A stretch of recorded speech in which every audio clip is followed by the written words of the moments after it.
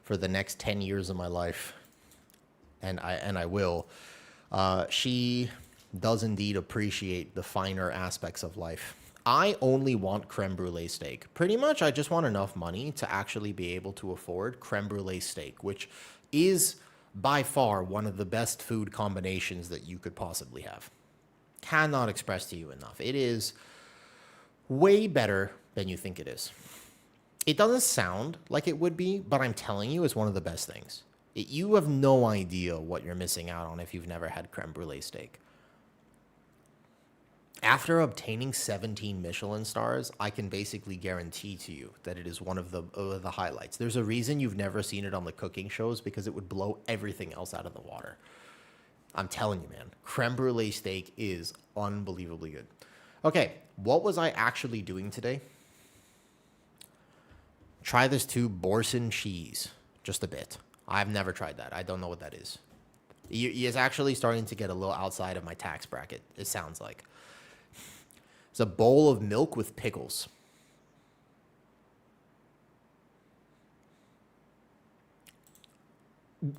What did you just say? What did you just say? A bowl of milk with pickles.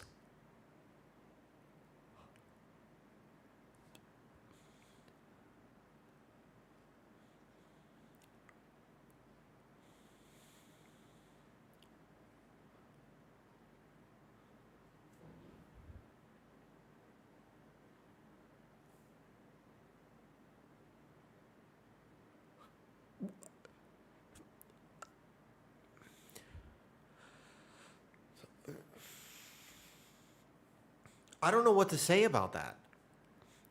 It does seem like you are just hitting the randomizer button on the food list. Wait, pickles and milk? Is that... Am I missing something here? I feel like there's no way it could work. Yo, Norris, thank you for the Prime sub. Do you like cats? Are you a cat person or a dog? I am, believe it or not, at heart, I'm actually a dog person more than a cat person. But no, we can't just gloss over this whole pickling milk situation. Okay. I am an open-minded person, Sento. I'm gonna take a step back, and I'm not gonna allow my own biases to affect my potential enjoyment of a culinary delight. Explain to me how you have found this information. I am now curious. How did you stumble upon the potential of slicing pickles and putting them in milk? Yo, what's up, Tink? Your Twitch name reminds me a lot of my search history. All right, let's link the build, basically. Oh, that's kind of fair enough. Oh, okay. Thank you, Caesar. I had to record that pretty fast, to be honest. I had to record that pretty fast. I want to get this. These are 2 hours and the guys done.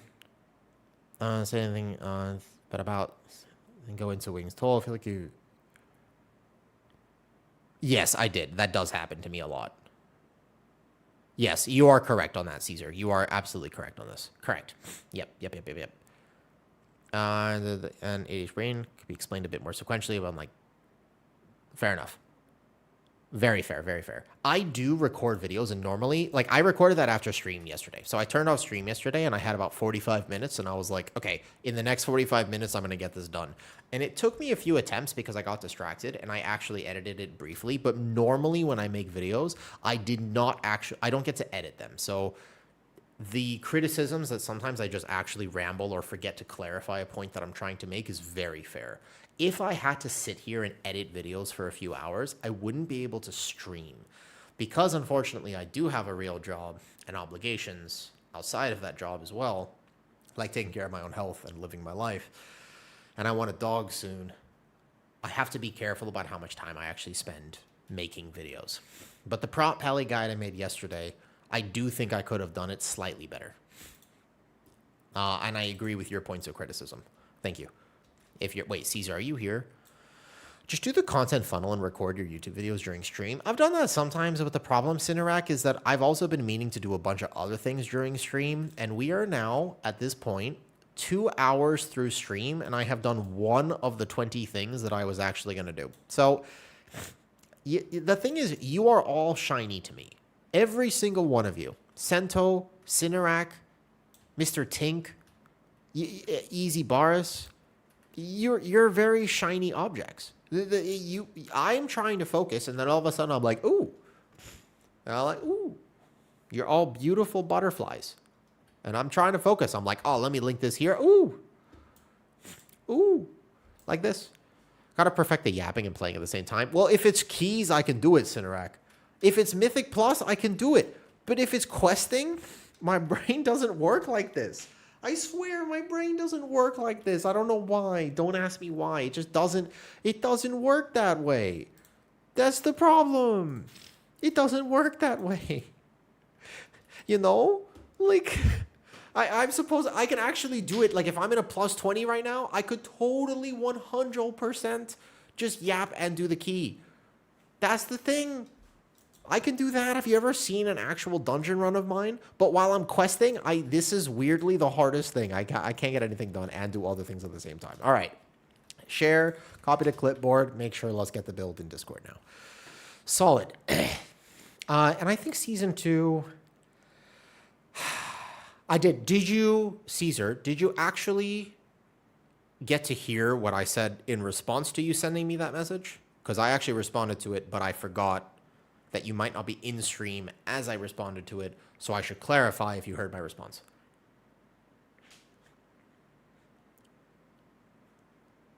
Whoops. Okay, I will respond again. No problemo. Better comment here than YouTube. I don't like commenting here. Atiquist, if you are... Sometimes I have a hard time reading both chats. Like, I stream to YouTube, and the VODs are normally saved to YouTube. But honestly, yes, I will always have an easier time reading Twitch at this point. Unless I can figure out a way to combine them, which I haven't figured out. I didn't hear anything. Okay, basically I was saying very valid points of criticism, and I agree. I recorded that after stream yesterday. I hit end stream, and I was like, cool, let me just get this done.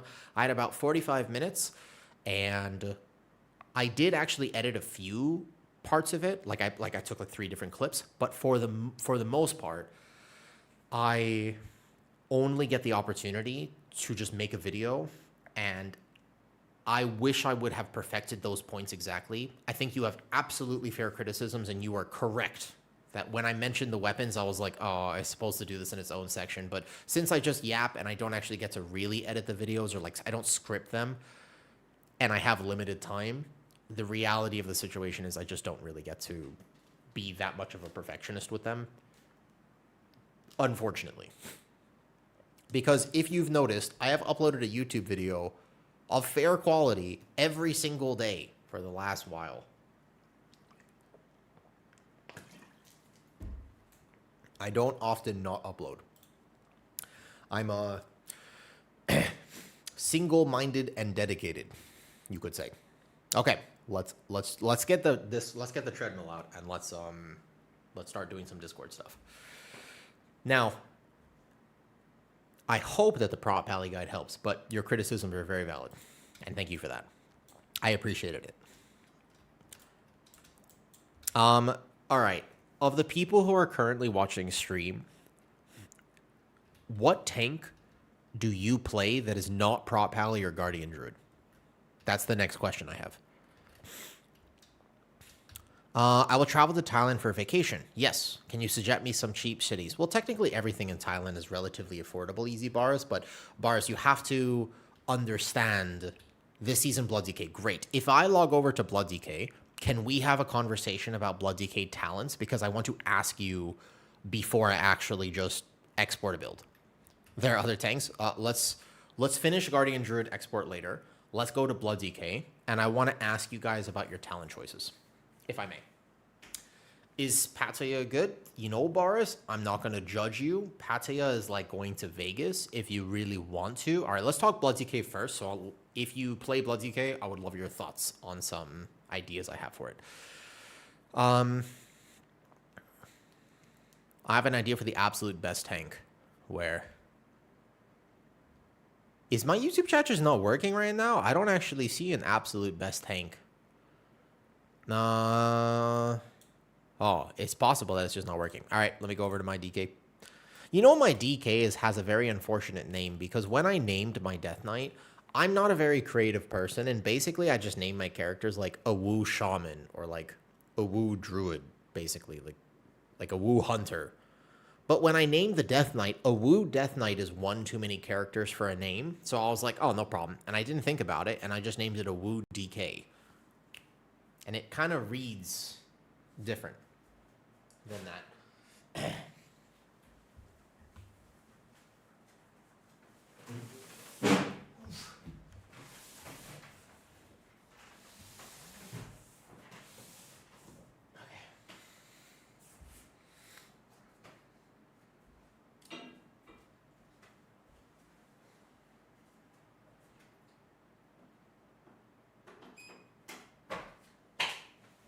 All right. Let's do this here, though. I have more stuff to the Guardian Druid section, like Prop Pally. Look, I haven't finished it. I got distracted. As I go over to Blood DK here, I want to use stream as an opportunity to talk about these things. They're important.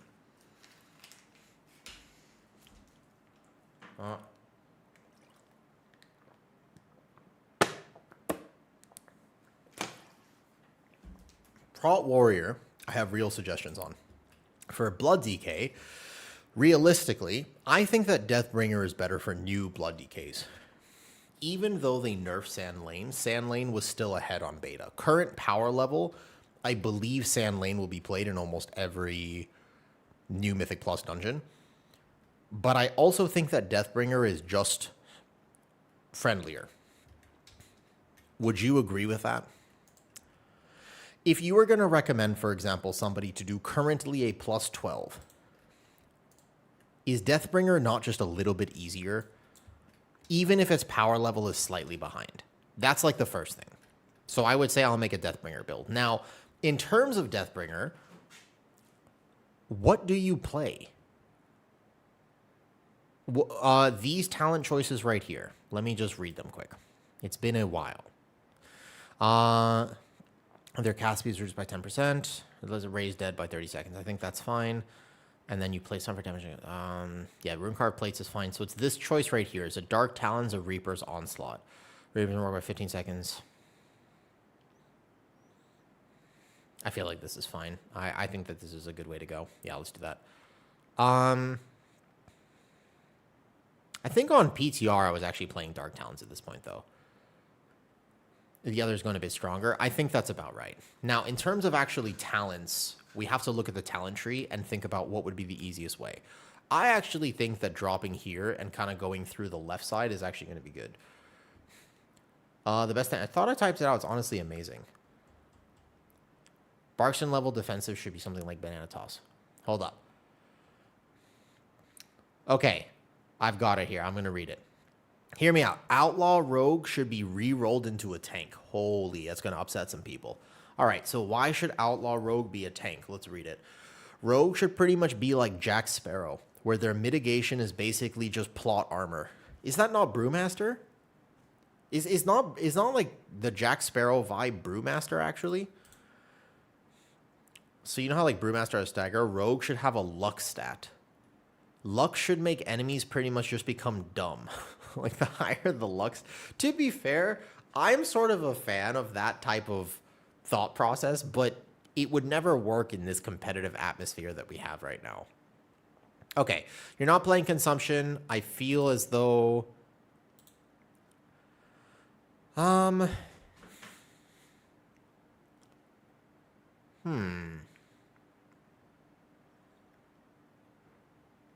debating on what talents would be the simplest way to understand Blood DK and take out as much active thought process. And the main one is actually just dropping through here. Playing Ossuary and Heartbreaker would be good. It'll make it a lot friendlier. And I feel like swapping this...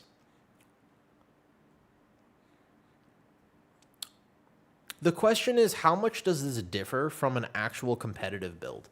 Doesn't this look just about right? I don't think there's that much difference between a beginner build and a competitive build, aside from the fact that you play Deathbringer over Sand Lane. So here's what I want to ask. For the Blood DKs who are watching this, do you think that this build is about right? That's basically, I'd like to have a conversation about the talents. The question is, I think Gorfine's Grasp is the right way to go instead of a Bomb Limb. This has actually some weird min-max with your positioning. This one is just good to have at all times. So I feel like this is good. Think about like a weekly key situation. Is there any talent that you would take knowing that this is going to be like a beginner-friendly-ish type thought process? I feel like this is solid. Macroing Ironford into a spell, the double resource management can just feel overstimulating. 100%, yes, correct. The main thing is that double resource management for tanks. Holy shit. Let me make sure I have my kick. That's kind of important.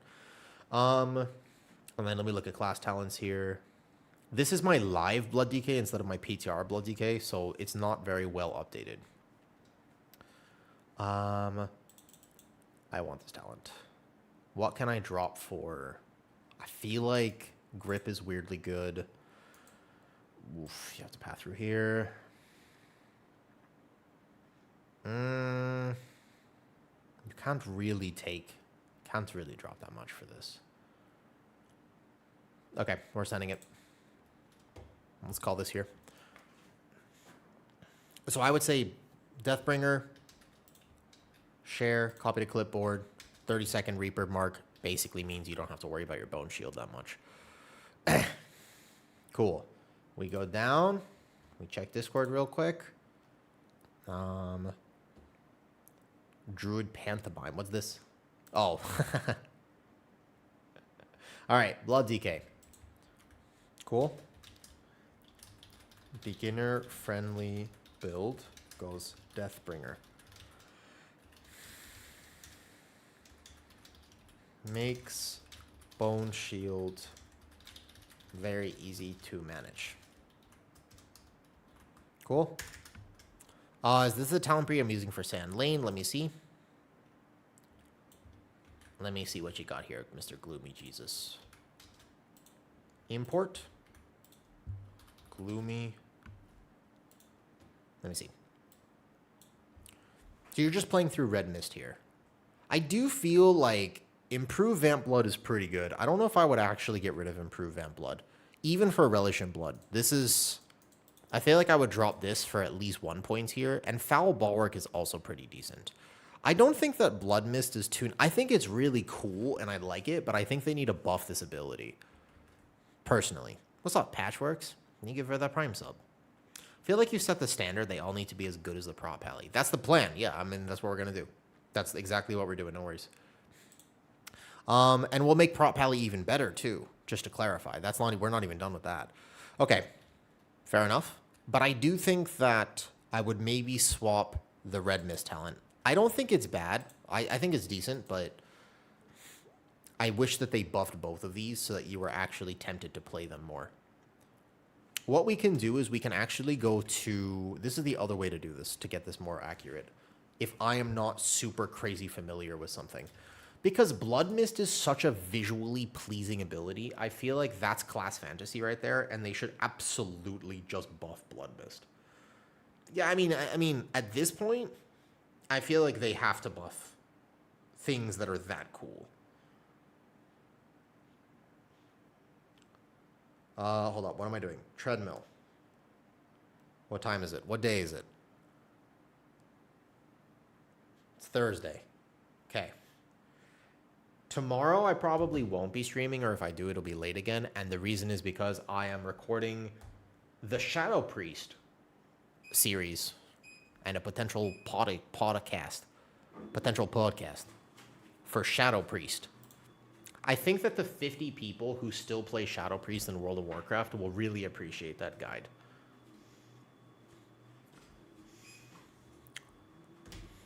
Okay. Let us continue here. Yeah.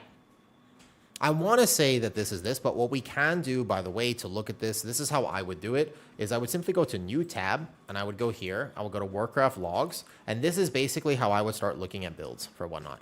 Holy shit, it's Twix! Yo! What's up, Twix?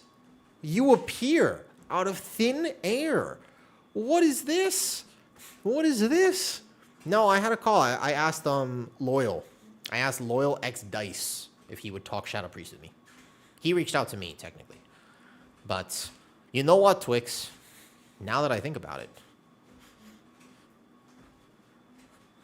we should also talk at some point. I have this idea of trying to help people learn and represent different specs in the community.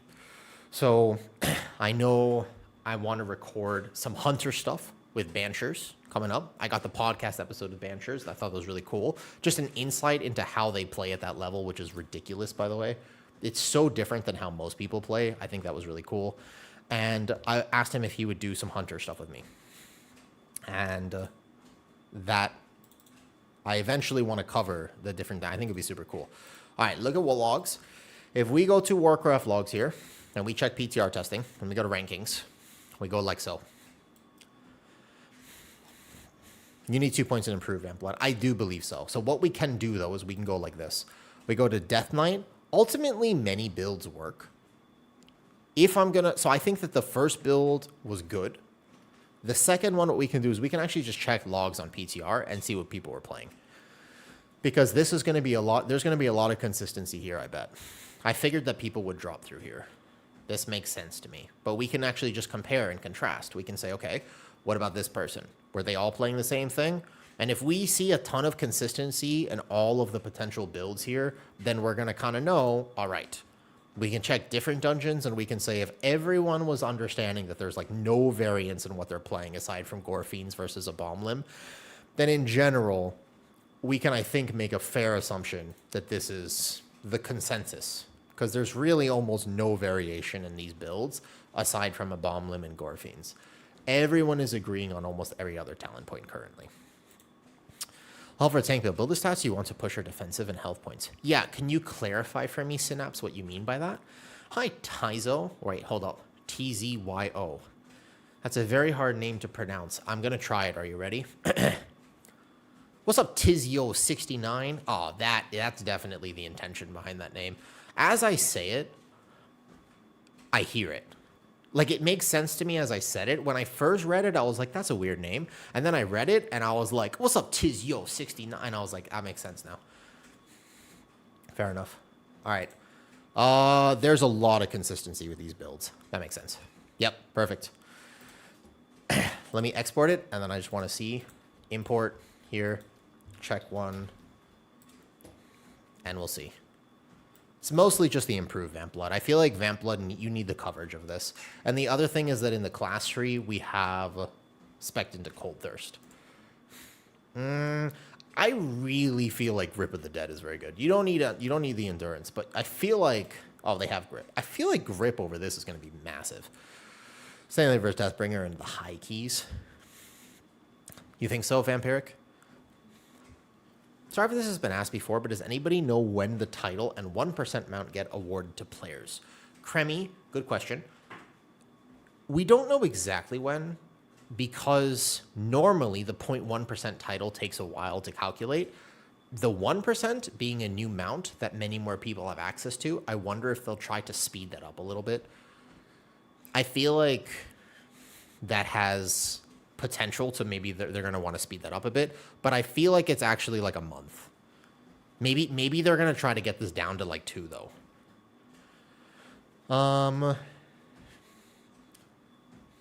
Thought 1% was title only. No, 1% is the mount, 0.1% is title only, but it takes a while for them to calculate the title. Okay, questions about this build. 2 things. Number 1, this 1 talent point right here,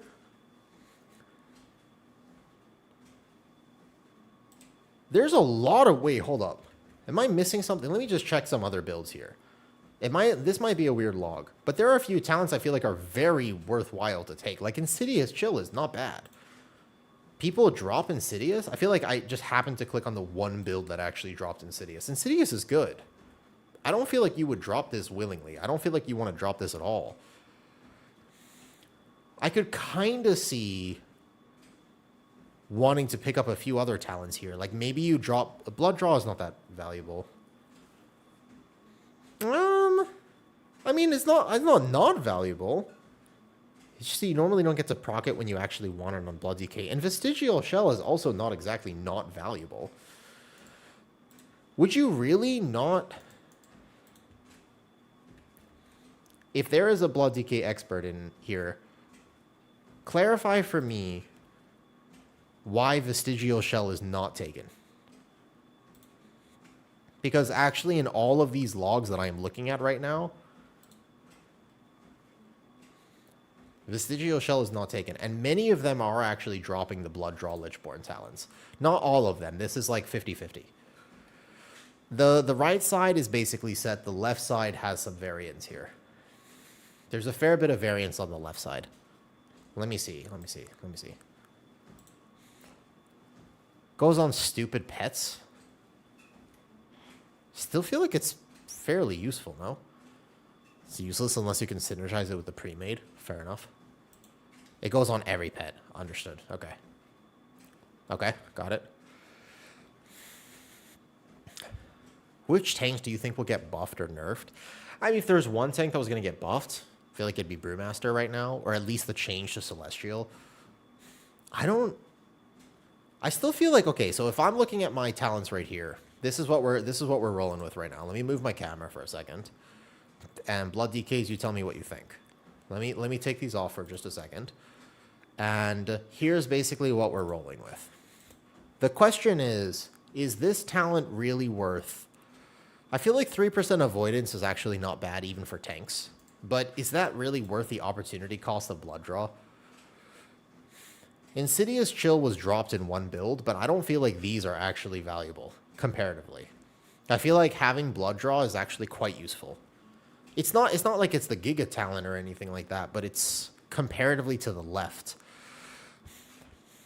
I would also say that Prot Pally has the problem of damage, although keep in mind that on PTR, there were only 2 tanks that actually timed the keys that they did, and it was Prot Pally and Blood DK. It's the runic power, and also it's just a 10% DR. Like, 10% DR is not bad. You'll probably proc this on many gathers, but hey, I feel like I would actually I would recommend this. If I was going to recommend a build for Blood DK, I'm pretty sure I would want these. And I think dropping Cold Thirst, it's like I want this as well, but do I have to drop Grip of the Dead for Cold Thirst? I really like this talent. I feel like this is actually great talent, though. You don't have short kick, and like, yeah. So I was thinking the B-Res Death Note is surprisingly decent in a lot of scenarios. Yeah, or even improved AMZ. But the question is, I think the only reasonable option here is actually Blood Draw. Dude, Grip is super valuable. Grip is also just, you can soft kite with Grip, and many Blood DKs don't make use of that. But it's a massively beneficial thing to just take less melees in a pull. And Grip allows you to do that consistently every time. I don't know what else you would drop. I think that I saw a few builds dropping Insidious for the left side talents, but I don't think that's the right answer. This is also just randomly kind of good for a lot of dungeons. I want to say that if I was playing Blood DK, I would want this, but I also really want Cold Thirst. I think improved AMZ is borderline okay to drop. Like, I want it, but if this is a big opportunity cost, I'd be more okay with dropping this than this. Do I drop Blinding? Do I actually just drop Blinding for Cold Thirst?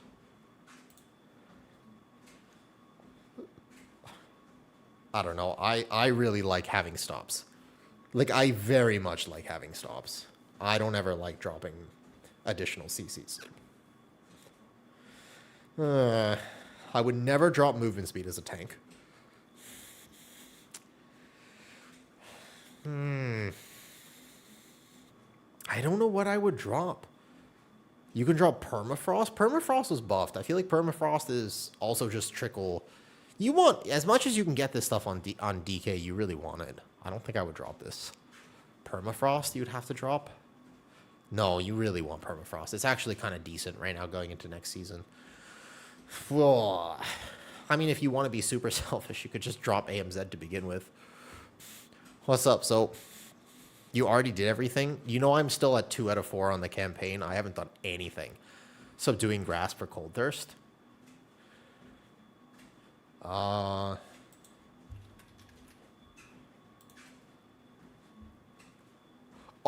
this is weirdly all right. This is a weirdly decent talent. You can actually use this intentionally. But I feel like this is actually kind of decent. The way that grip works. Drop the pet debuff Enfeeble. What's the uptime on Enfeeble right now? What is the uptime on Enfeeble actually?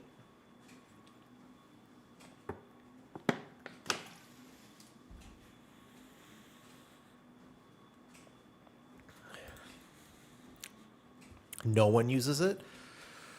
Really? Is that where you're getting the point from then? That makes sense. Because if you get this point, you can go like this, and you go like that, and that makes sense for me. This is the build that I can get behind right now. Fair enough. Okay. We're gonna rename this Owu DK. We can always update this over time. Owu DK Season 2 and Plus.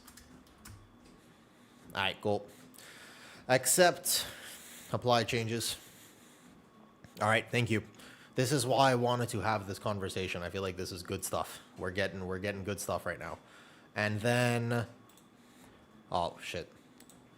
Hey, the last build, did I actually remember to save it? And now this is bugged. No, stop. Owu DK, continue. Alright. Did I save the Deathbringer one? Oh no. Oh. Okay, so hold up. We just swapped this to Deathbringer. Okay, so we have this build here. I need to do a new loadout. I got this. Oh, safe.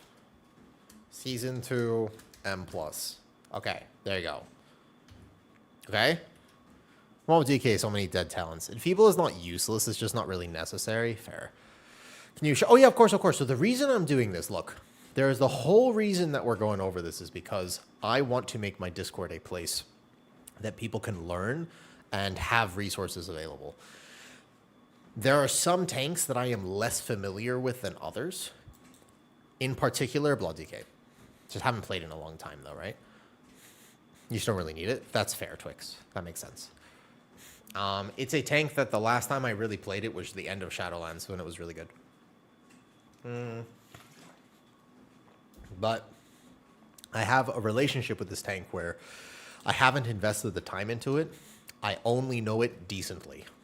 You know, you put me in an environment and I'll do good, but I won't do great. I'll do good because I know the tank skills and I know how to maneuver as a tank. But I will not do great. I do not know how to min-max this to 100% degree. So for the people asking me if I'd make a Blood DK guide, this is the type of thing where I would actually want to talk to someone else about how to make that guide. Like I would want to make it with someone. Kyrasis played? Yeah, he did. And I got to do a whole podcast episode with him, Twix. He is extremely smart. Oh my god. That guy he's very nice as well. That guy is super nice. Okay, all right. Putting this back. Blood DK, pretty happy with this. Let's just swap this to Deathbringer. Make the safe build real quick. Boom, boom, bam. Over here. And then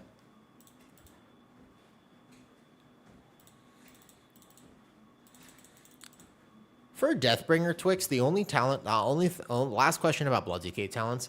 For Deathbringer, Reaper's Onslaught basically makes us a lot friendlier because you just get Mark every 30 seconds, and that helps you keep up Bone Shield, correct? Would you ever actually play Dark Talons? I don't think so. I have a feeling that it's Reaper's Onslaught every time, but for some reason I felt like confirming that. Okay. So, observe. We go here, Discord, bam.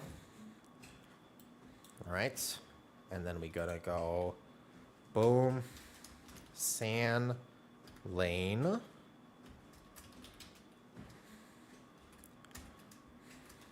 Push key build from PTR.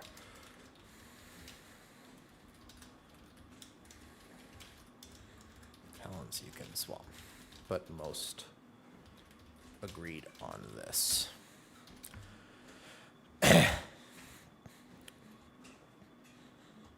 Fair enough. Okay, all right. We've got this done. Bam, a woo safe mythic +2.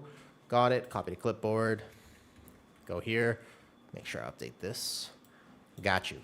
So here's how the Discord is working. Now we will go macros. Right here. Let me first put this here. Bind brez UI. L is mirror as well. Yes, it is indeed, Patrick, but it is something that very good DKs can factor in when you need an extra 6% DR for a global. And also just because when you pull a mob, it's going to melee you. Bind bears the native click casting UI, works at mirror UI as well. Okay. Macros. Macros for Blood DK are basically just, you really want to have Raised Dead in your macro. Let me see what I have for mine. I think there's a Death and Decay mouse over, and then we have the Death Caress one. So this is your range gather right here. But let's make this the better macro, because you can see I made this a long time ago. The actual best potential macro for Blood DK is this. Observe. You go to Prop Pally. You take this. Okay. You go back over here, and then you just want to make this the right ability. Death's Caress. Okay. Boom.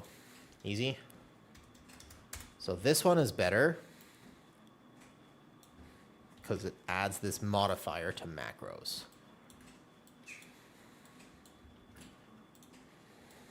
And we can test that this works real quick by going here, though. Do a slash cast at self, Gorfine's Grasp. I've never actually used that macro physis. That's an interesting one. Does that work? I've never thought about that macro, actually. What macros do you use for Blood DK other than that? I basically want, there's a mouse over, there's this, there's making sure that you have the just mouse over Death's Caress for aggro.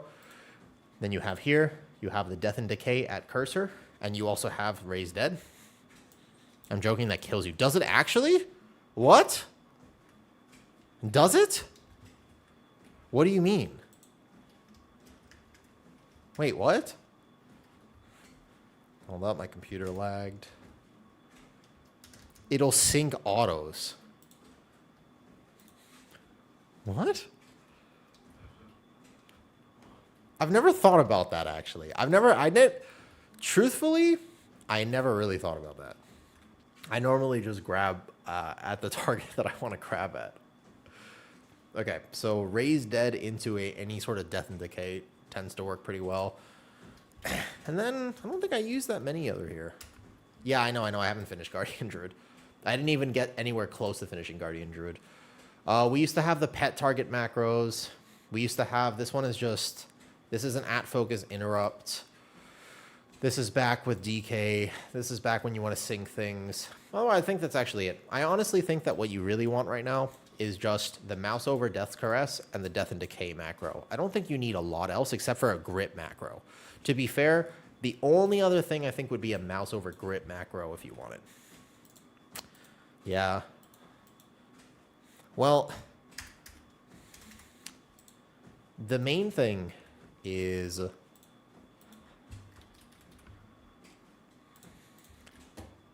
I want to do the homework and the studyings then and go outside of my comfort zone this upcoming season to work harder for people. I like making content. I like streaming. But Physis, Patrick, Gloomy, Twix, if you're hanging out still. Hi, Twix, by the way. Twix, are you a twink? No, sorry. Intrusive thought. My bad. Sorry. The point is, I like making content and streaming. It ultimately is something that I want to keep doing. But there are extra steps I could take. So long as my health is good, there are many more things I feel like I could get even better at this. And I want to invest that effort. Part of that effort is reaching beyond the specs that I am personally super crazy comfortable with, if that makes sense. So I don't want to limit myself to just being nuanced with Guardian Druid or Prop Pally. I actually want to do more than that, you know? Okay, so we can grip here. This basically works, just making sure. Yeah, that grips. Cool. Solid. Thank you, Gloomy Jesus.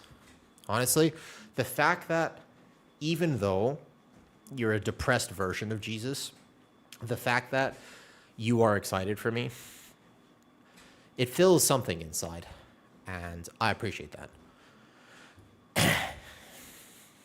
I do know, and basically, I guess a good way to put this is the fact that I know Guardian Druid like the back of my left hand, but there are many other tanks I know like the back of my right hand. A little less familiar, but it's still native to me, you know what I mean? Barley, if you're a druid, the combat dummies bug, and basically you have to log out real fast and log back in. It's the easiest way. You can actually travel across the entire city, and if you're on Guardian Druid, they just don't reset. I have never figured out a reliable way to do it other than just straight up log out real quick and come back. What's up, Lisa Tan? Thank you for joining the YouTube members. Oh yeah, by the way, if you are also just coming to hang out, I get to do a giveaway as a WoW partner, which is super cool, and you are welcome to join it by just doing !ticket. Yep, if you want the new mount. In 3 days, I get to do so. This mount.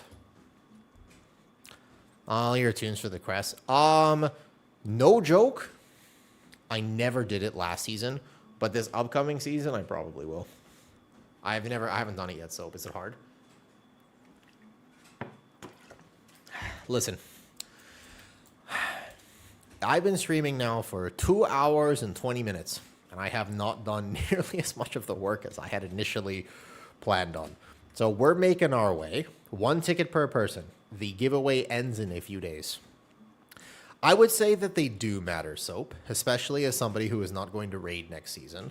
I kind of need all the advantages that I can get. So I will probably try a little bit harder, but I can only do so on 1 character. The compromise is, if I want to do these community resources and try to help people and spend my time making videos, then I cannot maintain as many alts.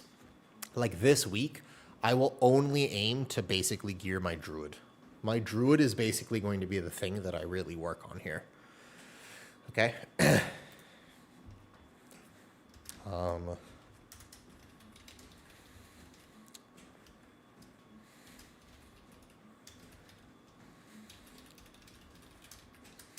Okay. Bam. I will update this more over time, but now we have Blood Decay done. Here's basically the goal. Whoa, holy shit, I sounded so American there for a second. What was that? Did you hear that? What happened to my voice? It cracked and I burped at the same time, and I randomly just, hold on, let me try it again.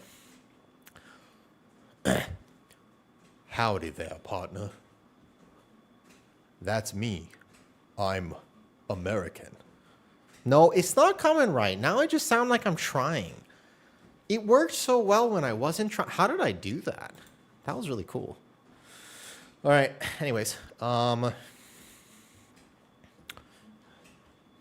if we take a look at the prop pally, this is what I'm trying to get after here. This is basically the goal. If I remove my camera and this, and I show you what my goal is for everything in Discord, this is what I'm looking for. Watch this. Voila. You want to learn about prop pally, you simply go here and you find prop pally. Bam. Beginner friendly build. Boom. Bam. With a few talent swaps that you might consider. Bam. Voila. Look at that. Clean. Clean. For Blood Decay, we have the 3 macros that I'd recommend using. The basic guides and breakdowns are coming because I haven't made them yet. And then bam. Deathbringer. A little bit of information. You see? This is the idea. This is the idea. A little bit of tips and tricks. And I just want to do this for everything. Make sense? I think it's cool. Cool, but that's part of overhauling Discord, was to actually allow me to do that. Okay, Blood Decay, pretty happy with that. Solid. Let's go next. What's that? How do I pronounce your name? PKY Rhyme. Reminds me of RuneScape. I enjoy your streams and guides. Thank you. Help me to push plus 20s on your bear. Nice. It's a pretty cool accomplishment to get to a plus 20, huh? Feels good. What is next? We could do Brewmaster next. You want to do Brewmaster or Warrior? You want to do Prot Warrior or Brewmaster? I've got some cooks on Prot Warrior if we want to do Prot Warrior. It depends on how many people are here that currently enjoy these tanks. Because I would love to have a conversation and get a little feedback. I will also study some PTR logs. Okay, so next tank that we do, Demon Hunter. My Demon Hunter is kind of all the way over here. Also, I really got to level my Priest tonight because I'm doing the video with... I'm doing the Shadow Priest video tomorrow with Loyal X Dice. And the problem is I forgot I don't actually have a leveled up Priest. God damn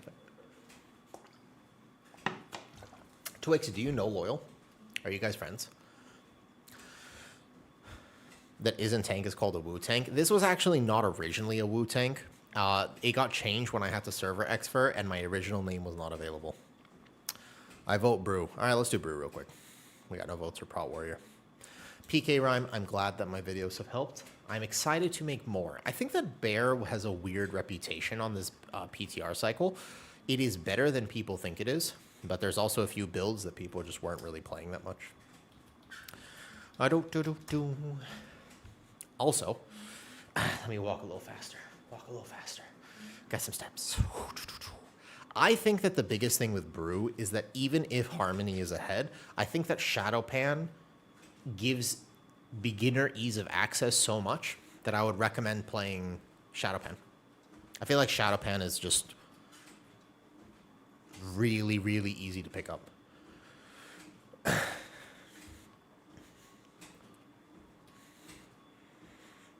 As well, thanks. Akamuni. The reason I do it is because I otherwise get too lightheaded. And if I'm getting too lightheaded during stream, then I actually obviously can't stream that much. So that's the main issue with this. What's the difference in gameplay? I think it's the keg fire loop. Whereas Master of Harmony, you need to be weaving in the blackout kicks and Tiger Palms to really gain a lot of benefit. And you have a little bit more rotational friction with Harmony about whether or not you are going to be sending on Tiger Palm in that situation or not. Because, like, for example, if I'm Harmony right now and I walk in here, do I keg, fire, Tiger Palm, or blackout kick? Now, technically, I can do the basic Brewmaster such, which is just alternate all four. And you just basically go 1, 2, 3, 4, 1, 2, 3, 4, like this. So you could do it this way, which is a general rule that basically doesn't fail you. However, I think that Shadowpan not having to basically care a lot about Tiger Palm simplifies it a lot. That actually makes sense, T-Muck. I have a feeling that they might revert that. I guess that's actually a fair point, T-Quist, that you might not be able to at this point. Over and over. Shadowpan focus on keg rather than fire so you run out of charges. Do you really think that Master of Harmony is easier to pick up? I found that when Brewmaster swapped to Master, they took way more damage, first of all. They just felt significantly squishier. And the single target, the meaningful single target and prio increase only happened when people actually knew how to play Brew. It even took me a second to just get used to this compared to the Shadowpan build.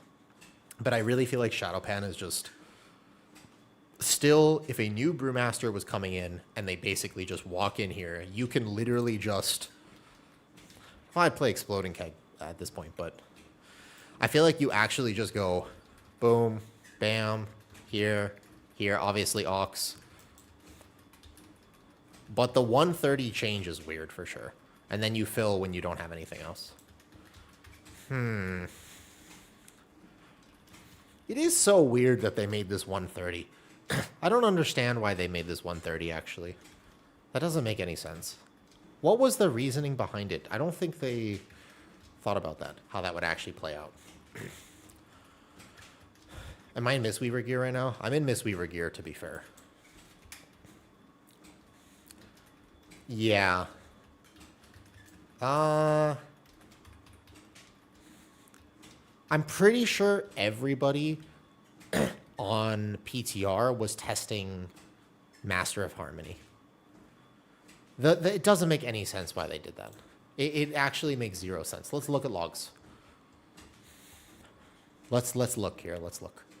We can just check. There are not many Brewmaster logs on PTR, by the way. Almost none, in fact. But we can check.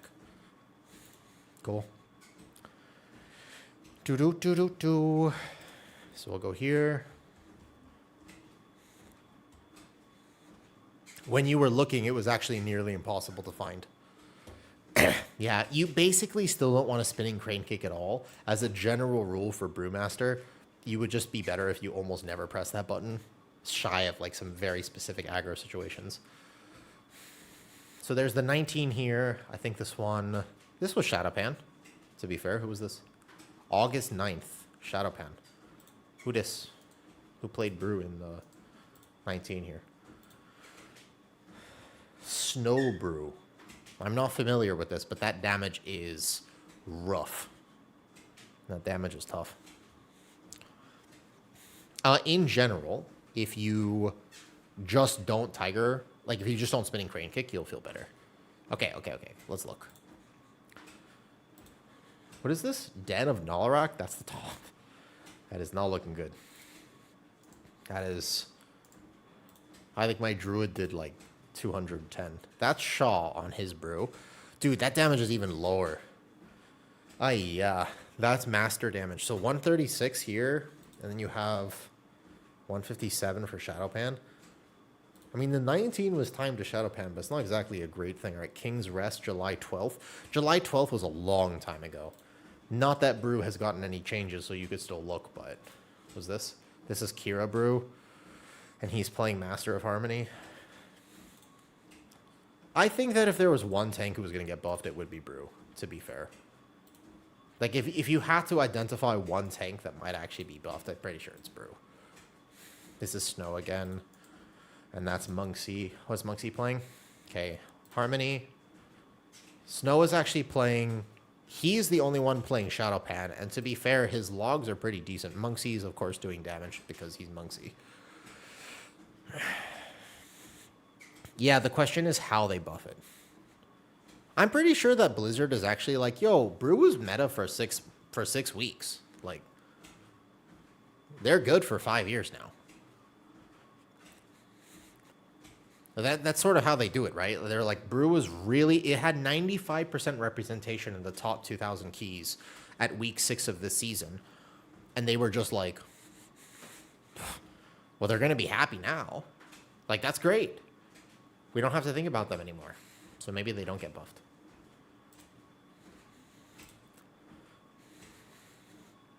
I actually think I would still think... I think that Shadowpan is better. Let me see what he was playing. See his talents. I don't think it's in the top 3 if they revert Celestial Infusion. I just think it feels better. I don't think it's in the top 3 if they reverse it. He's basically playing what I imagined he was going to be playing. Except that there's Fluidity spec right now. Is Fluidity spec because you get less resets? I think about that. Makes sense, actually, though. Yo, what's up, Addy? What is your walking pad name? I have no idea. He is playing Fluidity, which kind of makes sense if you consider the changes. I think you would want more filler. It almost makes sense, actually, but I don't know if I'd recommend it. Here, let's just take a look real quick and see what's going on. We'll go back in game and I'll show you what he's running.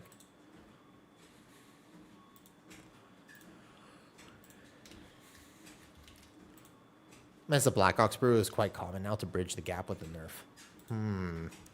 That also kind of makes sense, but I really feel like that's a tough one.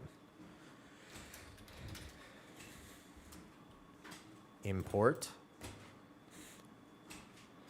So it's just Fluidity instead of shadow boxing, and then lighter than air and chi burst.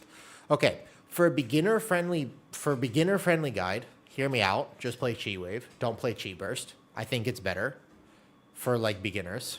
Save them all. Also, why are we specking save for all? That doesn't make sense. We're gonna swap that over to movement speed, if nothing else. And then lighter than air is fine. Anything else we want to spec here for beginner friendly? I think that's pretty solid. Apex talent so you heal your allies. That's super minor. Dude, I don't know about that. I would agree with that. I feel like shadow boxing, because the truth is, what's up, Pep? I believe, and this is a hot take, and I think that any tank player is going to get mad at me for saying this, but when new tank players get overwhelmed by the role, sometimes hitting nothing for 0.5 seconds is better than hitting the wrong things multiple times in a row. I have that cook. It's weird. It goes against the logic of always be casting, never have downtime. But sometimes it is actually better to just not hit the wrong thing 3 times in a row. It basically, think Guardian Druid. If instead of hitting swipe 3 times, you actually just wait for Thrash to come back, that's a better choice. And I think that a lot of new tanks get overwhelmed. What's up, Malden? We're giving the whole Discord a revamp, and I am working on some stuff. Okay. Oh. Let's not call it beginner. Friendly plus season 2. Let's call it friendly. In terms of classes like Brewmaster or Bloodsdecay, on the Guardian Druid you have to think at all, but just spam. Cons, you know, people say that about Guardian Druid a lot, but you know the weird thing about Guardian Druid? There are still so many right now that not only die a lot, but also don't do a lot of damage. Even though I would agree with you, it's not that hard to play. This current iteration of Guardian is perhaps the easiest version of a tank that we've had in a long time. Would you agree with that? Like, I'm a Guardian Druid main, I like it. I believe there's min-max, but would you agree that the current Season 1 iteration of Guardian Druid is basically the most friendly tank that we've had in a very long time, if maybe not ever? The season is not easy, but like how to play this current Guardian Druid is pretty decent. I don't think that's a hot take.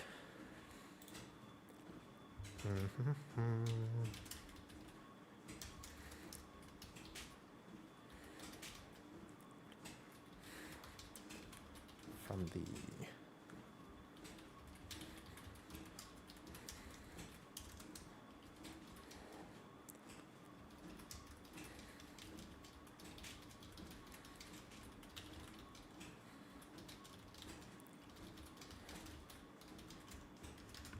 And then when we go into Harmony here, and we basically look at what the Harmony build is, that's when we'll get interesting.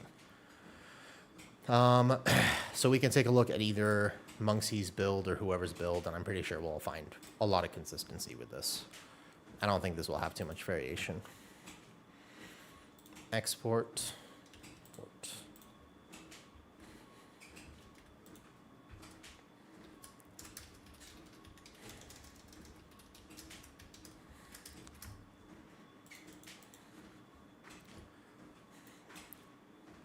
Yeah, I don't know. I still feel like you don't need to take Improved Blackout Kick. And I also don't know if you actually definitely play Black Ox Brew here. My friend's main's Arcane Mage, and now he's so scared to get back to WoW because his talents are changed, and he's so lazy to relearn the new ones. What type of content are you doing, Mr. Gloomy Jesus? I understand his fear. First things first, don't get mad at him for that. WoW is a social game, and underperforming on your role is weirdly hard. It feels bad. If I'm a DPS player in World of Warcraft and I don't do any damage, I'm going to be like feeling kind of rough about that. I think that makes a lot of sense though. I don't want to sacrifice Bob and Weave either. How to use Expel Harm as Brew? Expel Harm is a weird button on Brew. It's very often bait Akamuni. I learned this with Shaw because you want the healing spheres to kind of stay stacked so that you're passively collecting them throughout a pull. If you Expel Harm, then you're actually kind of inting yourself a little bit. You use it as an emergency steal. Like an emergency heal if you absolutely need to. I don't know about block Oxbrew. I'm gonna say that it's bob and weave for now, and I'm probably gonna swap this. 50% more time. Yeah, I feel like it was bait at the start of the season 2 to take Black Ox, to be honest. I would agree with that. Okay. And then these are all just choices up here. I don't think there's too much to worry about. All right. Yeah. But the idea is, in general, don't expel harm that often. If I had to give you a general rule, don't worry about it that much. Yeah. It's an emergency. Oh no, but way too many people should be relying on Guy Plins and getting a better Purify than getting a proper expel harm. The name of the treadmill I'm using, I don't know. It was actually a gift. I have no idea. I'll try. A few people have asked me that. Let me try to get that information for you later. I'll ask Kitty for the name of the treadmill soon. Okay, so we got the 2 builds. Bam. For season 2. With Celestial change a bit better.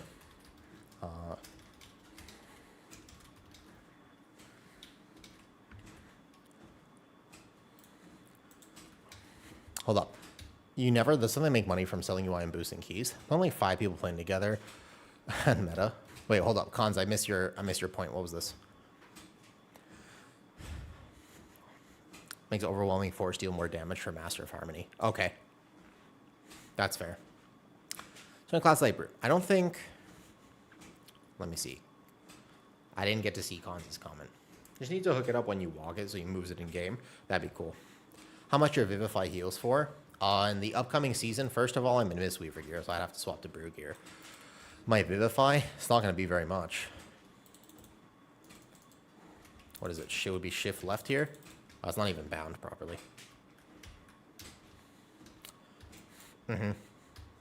Okay. You know that guy Grayson WoW? I think it'd be super cool to play like that. Like a VR World of Warcraft. Fitness would be solved, huh? Who did that in a raid? What? Have I heard of Malden? No. I couldn't tell what you were actually asking me there for a second. Okay. Yeah, I'm happy with this. Let me update this here.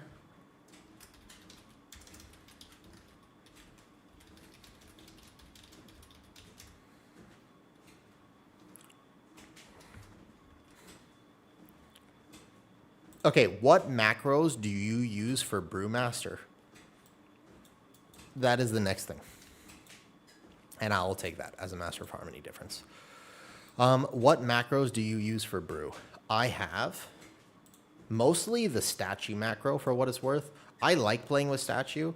Mouse over Dispel. At cursor Exploding Keg. Well, we don't really play Exploding Keg right now.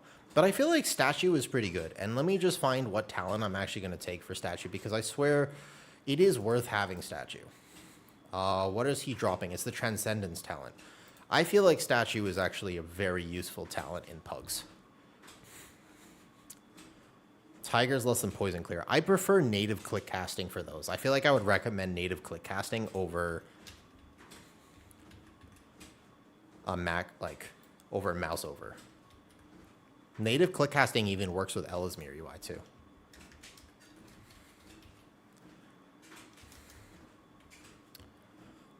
Someone OnlyFans did a BlackRock in VR.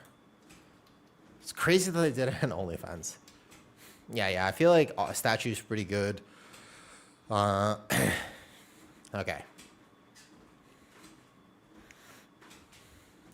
Yeah.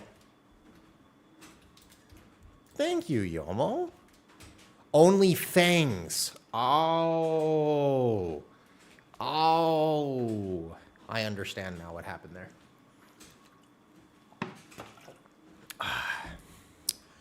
Yeah. Getting tired. Okay, let me look at my macros. Mostly, you have the Black Ox macro. This is this one. This is your macro here. You bam, like this, and then it auto taunts. All right.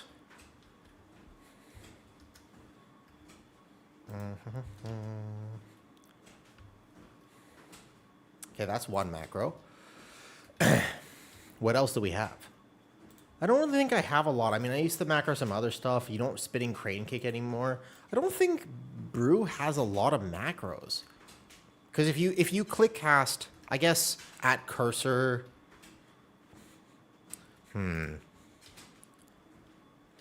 What distance are you able to cross? Dude, I've actually been walking Yomo like sometimes like 10 to 15,000 steps. Like a lot. But it's mostly because the reason I walk is not necessarily because I'm trying to get strapped or ripped or anything like that. It's not even for health in that way. It is actually specifically because I'm trying to keep my blood pressure up. I have a condition called POTS, and I get very lightheaded. Like even right now, I'm like a little, like I need some salt and fluid. I went to the gym this morning. I've been taking care of myself, but also Thailand is hot. I sweat, and I have compression leggings on right now that are very tight. The walking is to just help with my lightheadedness. That's the only reason I do it. It's actually a lot of effort, and I kind of wish I didn't have to walk this much. Like, I don't really want to. I'm at 2 kilometers right now, but it's mostly just... Here, I'll take like a small break. I'll pause it for a second. Aye. So yeah, that was like 2 kilometers. Look, you're welcome, KE, by the way. I'm glad that my guides help. But see these leggings? They are super tight. They're like skin. Oh my God. They're extremely, extremely tight. And they keep the blood from pooling in my legs. You can see. So that's actually why I walk on the treadmill, to be fair. That is the reason. Okay, cool. Anything else macro-wise for Brew, or are we just kind of calling it here for now? All the time it forced me to do the shock thing. All right, for now, that's going to be the Brewmaster. Now we got to go over to Prot Warrior and VDH. If I do Prot Warrior and VDH, though, it starts to get interesting. The main problem with... I know how to do Prot Warrior. VDH I need help with. I think that VDH is where I need somebody who plays Vengeance to actually talk about it with me. I would need a little bit of potential thought process. And lastly, if you're just tuning in, I get to do a giveaway because I'm a WoW partner. If you want a chance to win the new mount in 3 days. So it'll be... Today's Thursday, Friday, Saturday, Sunday. Yeah. It is kind of overpowered because it's not like I'm going to go outside, you know. Yeah, you can enter with exclamation ticket and you will have a shot at winning it. I'll only be in a little bit. But right now, what I'm trying to do is just basically update the Discord. Yeah. So there's a brand new mount. Let me log into my warrior first. Pick up where I left off. What's up, Physis? I remember you from earlier. Yep. It should be cross-region, although I'm almost positive it is. Like, I got the email that basically said, you're a WoW partner. You can participate in this giveaway. And I was like, sweet. I can't open it, though, because it says... Oh, wait. I don't even know if I'm allowed to tell you that. Anyways, I have a code that I can give out. There's one. I don't get to give out several. Just one. And it will end in 3 or 4 days. So you'll have to check back about who wins it in a little bit. There are actually a fair amount of people who have entered. So it will be a highly competitive giveaway. You'll have to chance your luck. There are 31 entrants. And I'll mention it a few times. I probably won't stream tomorrow. Or if I do, it'll be late, by the way. I'm recording a Shadow Priest episode, so I will be a little busy, and I will be focused on making a lot of videos coming up soon. Okay, now we get into Prot Warrior, and Prot Warrior I'm going to have some cooks on, because this tank I know a lot better than others. I actually like Prot Warrior. Okay, so first and foremost for builds. Wow, I'm going to have to reset some stuff here. I think that I'm going to take... Am I doing the drop too? Drop should be enabled, yes. Drop should be here. Somebody might need to confirm that, but drops should be here, I believe. Yes. I'm not 1,000% certain though. Mostly, I think I need to order ice cream and get my calories up today. So I'm ordering myself ice cream at this point. Bits be damned. I'm doing it anyways. I need to eat so many ice cream. It's not showing percentages. Interesting. I might have to take a look at that. It's possible that I would need to. For the fact that I have been streaming for this long now, I'm still very bad at this. Like at this point, I'm kind of not so good at streaming still. I feel like I need to improve my game. Yeah, I'm delivering ice cream right now. Because I need some food. I'm getting 4 chocolate sundaes. Basically my daily order. I've been eating around 4 of these a day. Give or take. It is $1. You never heard of it? So American? I live in Thailand. How? Otherwise, I'd go bankrupt. Are you kidding me? Do they the McDonald's place? Probably not. You know how much it is to order a sundae here? It's very affordable. Like, it's properly affordable. But if I was in America, this would be crazy expensive. Delivery is like 50 cents. Delivery is not the expensive part. Yeah. Well, no, the actual sundae is a little more than that. But the delivery part is not expensive. So you can just order every day. It's not a problem. Easy bars. You asked me earlier, you're coming to Thailand, right? Where are you going to, how long are you in Thailand for? And where are you going to be while you're here?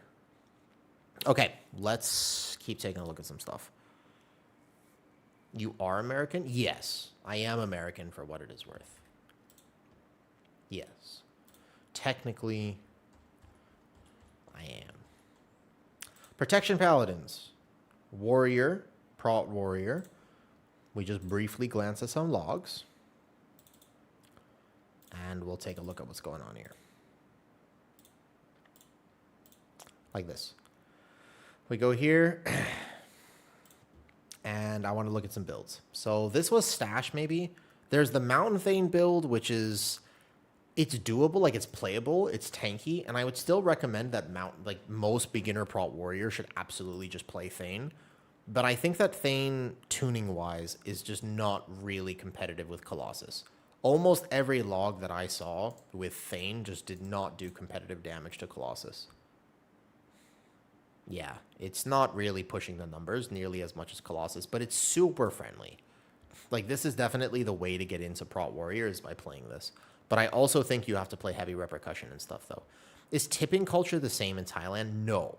It's not offensive to tip, and they'll certainly like you, but it's weird. You're not expected to tip here. What I can tell you is basically you're not really expected to be tipping in Thailand. When my family was visiting, they were like, oh my God, everything's so cheap. Let's just tip. And my people in Thailand loved my family. I had like my dad visit at one point, my aunt visit at the beginning of this year. And goddamn the Thai people, that's why they like tourists. Because they were just like, please come again. Because my family was like, here's extra money. And they were like, oh my God, like, thank you. But basically, I don't think, if you're not obviously foreign, it's not expected. Maybe in some like higher class places, potentially. More survivable. I actually think the Colossus is just tuned better. They've really taken a look at Colossus, and with the new tier set and stuff, I think that Colossus is the way. Here, we'll go. Woo.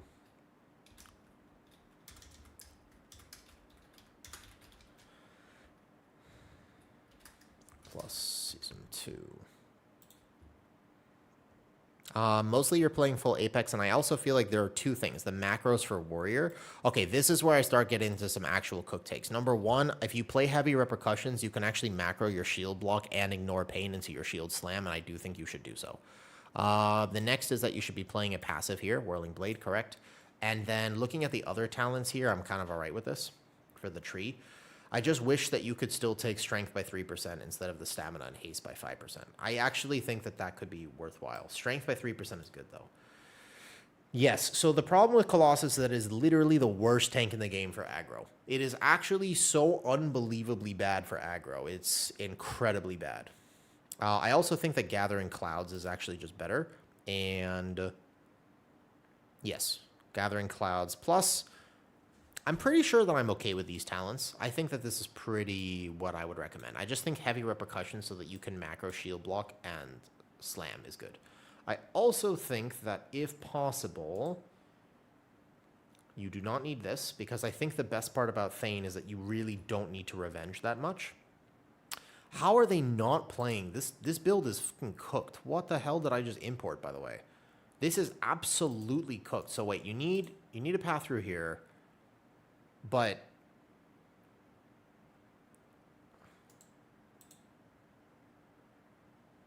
wait, hold up. Hold up.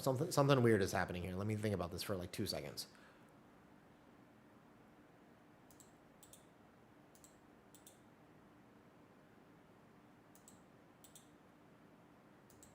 Guys, why is this weird? What am I missing right now?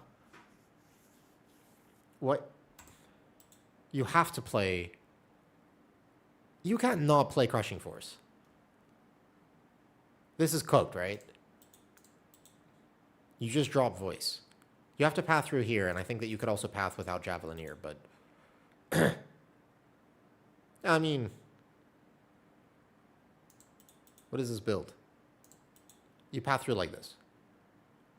Okay. Yeah, correct. Weird. And then I actually think that if you could play this talent, it's also pretty nice. The Wrecking Throw is another thing, though. Passive Ravager is higher up than the Active Ravager. Active Ravager lets you control it, but I would agree. I think that that's very helpful. Okay, I also think that 5% movement speed is also very valuable. Like, I would rather have 5% than this, but passive movement speed is really good, though. There's a sleeper talent, fast footwork. Yeah. I was about to say 5% movement speed is pretty decent. I'm just debating on what you would drop for it real quick. I think you drop Shout for this. Oh, no, I need to path through. Okay, instead of Shout, I think that actually Piercing Howl is pretty good. Yes. Can you macro Shield Slam to heavy rep? You macro... No, that's not how you... I see what's happening here, Bolden. Yeah. I feel like I really want this, and I feel like I would recommend doing it like this. But also the cooldown on Leap is fairly valuable. It's mostly this that you're not going to need to play as a beginner, but I still need to path through. The warrior pathing is weird. I feel like they should allow you to path through the left side, Rumbling Earth. I think they should add a little note there. A little weird that you can't currently do that. Okay, pretty happy with this. This is mostly what I wanted to recommend. Copy to clipboard. Okay, we're making our way, man. We're making our way. More valuable Leap because packs die so fast. It's true, and I think there's a fair trade-off for each, but if you consider the fact that most people won't be using it right to begin with, I think that you start to have some fair knowledge about this. Okay? Easy to pick up. Pick up. And play build. Right? This one allows you to macro.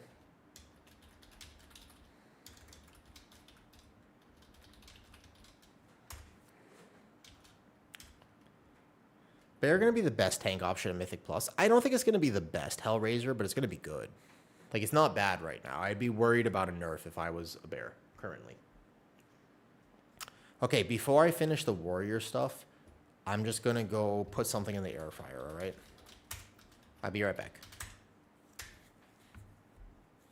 Give me a little bit. I'm just going to go put something in the air fryer. I'll be right back.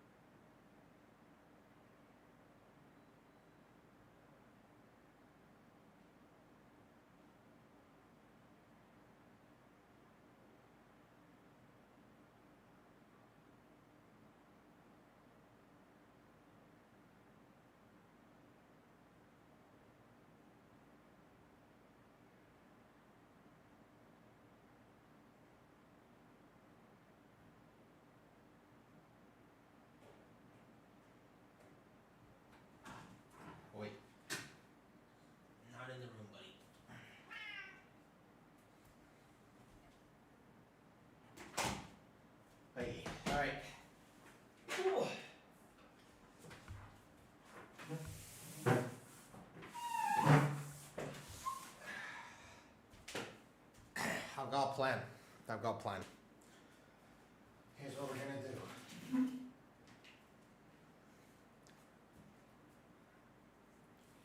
We're about to go into focus mode for the last little bit of stream. Because I told myself I would get more done, and I actually have a lot to do right now.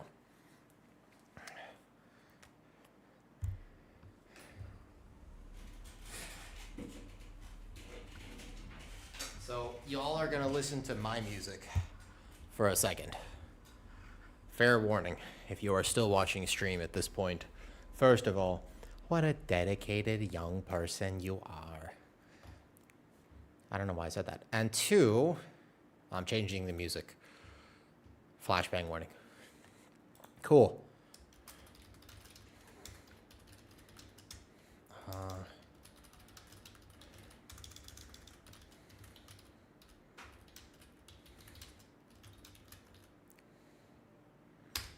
Cool.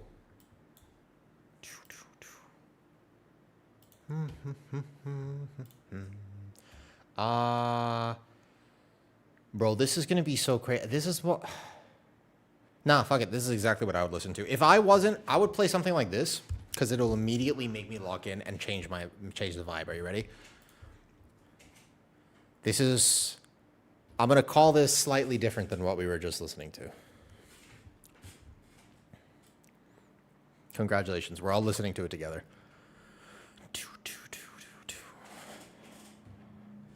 And then I have just enough time to kind of finish this stuff up and then go make food after. So it'll all work out. This. Not this. This tab here. Good. All right. What's up, Enyo?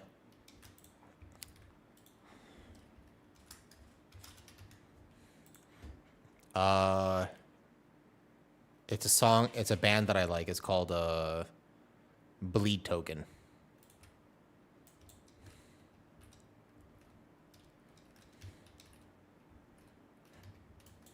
What?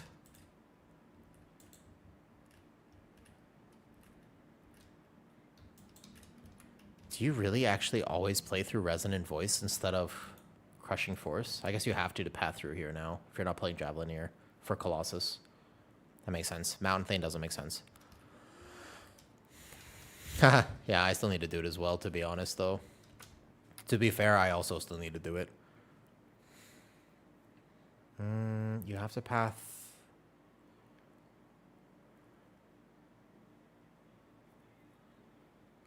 I don't agree with this talent. If you're not playing Javelineer, I don't know why you'd play this.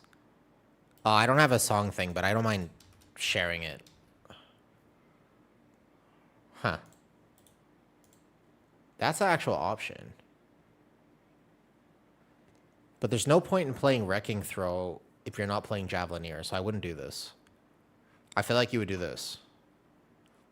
This makes sense. Unless you want to path through here, but you wouldn't because you want Barbaric if you're playing Colossus.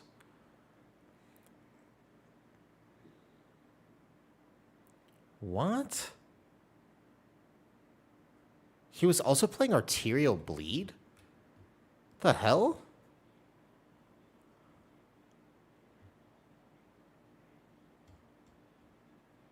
What?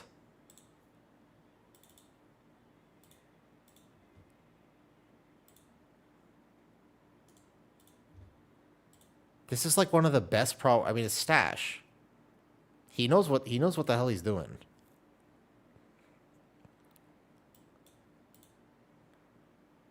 Does this affect Bloody Rebuke? Where does this come from? Wrecking Throw is still cast, 0.3%. On who? Ravi? Oh, he gets a shield, that's why. I see. Because he has a shield, that's why he would play it. What? Okay, hold on. What am I missing here?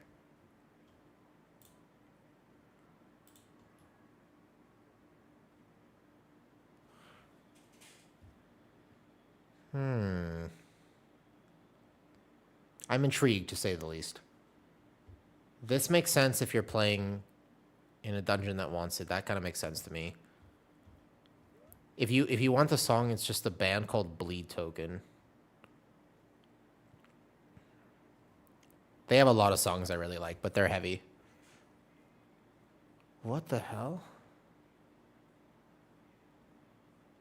Okay. I would default to his opinion, but this is just a weird Colossus build. He does a lot of damage, man. This is like the highest DPS build. But there's almost no one else playing it for Warrior right now.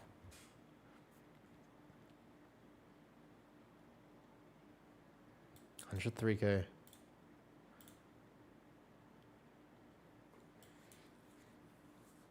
You got 56 revenges off in single target. I'm surprised by this. Few executes. VDH is the one tank I really don't like playing, actually. I'm just not really a VDH enjoyer at the end of the day. Okay. I wouldn't have anticipated. I actually just would have assumed that you would play one against many, not Arterial Bleed. Because he's also taking a talent over here away from... Like, that's an intentional point. You could play this anywhere else. Holy shit. He's not playing shield specialization or Indomitable. I don't know. I mean... Huh. Morning, Little. I'm trying to finish some work on the Discord. I have a lot of plans. But I have to get some work done on it because I'm going to fall behind. Huh. This is weirdly the music I like listening to, even though I'm in a very happy, positive, successful relationship.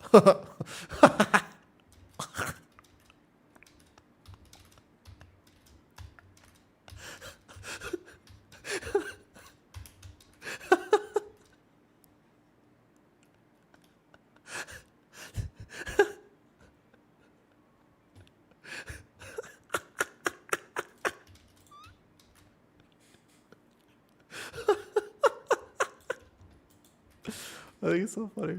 All right. Okay. All right, let's play for now. I can always update it as time goes on. I want to talk to Topic soon. Defiant. I want to... T-Quist, I'm gonna talk to Topic soon. I actually meant to message him today.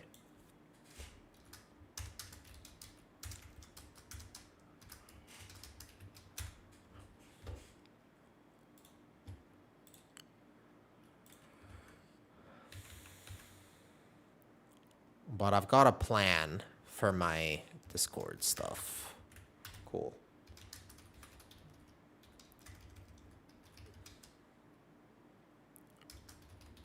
Colossus build.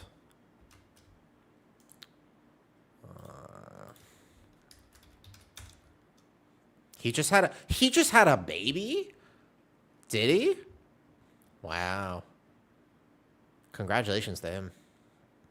I can't imagine having kids. I don't know if I'll ever. Wow. Yeah, what a casual. Having children in World of Warcraft? Doesn't he know that lowers your IO like a lot? You can't get IO if you just had a kid. Going into the new season, it's bad timing. If only his kid could have been born like 3 months ago. He should have planned it better. Yes, it does, Purge. You gonna play, Purge? I have a vision for my Discord. I'm trying to make it happen.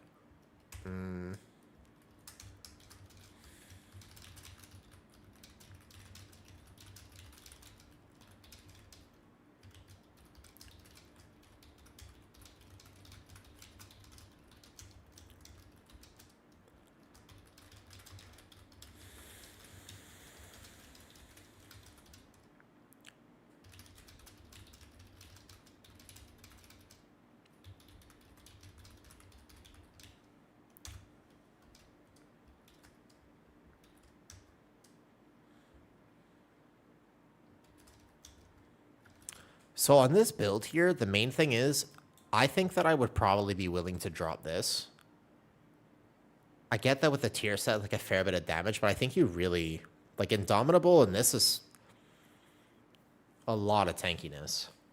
But I guess if you don't need it, you don't need it. Because you'd have to drop another talent here to get it. That's the main problem with Apex on Prot Warrior. Is where else are you going to take this from? I think you have to consider dropping. And if you can get away without playing this, I guess that makes sense.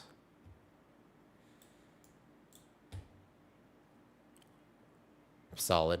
I know I haven't made any dungeon guy. I'm going to make mine later into the season, actually. Not going to push as hard as early as last time. Fair enough. I always like the early push, and I hate the late push, to be fair. All right, fair enough. At the cost of...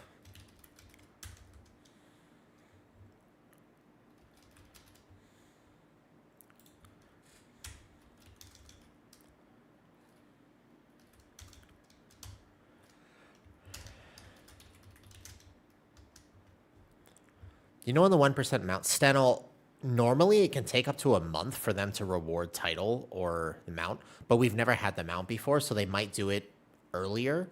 I would imagine they're going to aim for like 2 weeks, but it takes them a while to calculate it, so not now is the answer.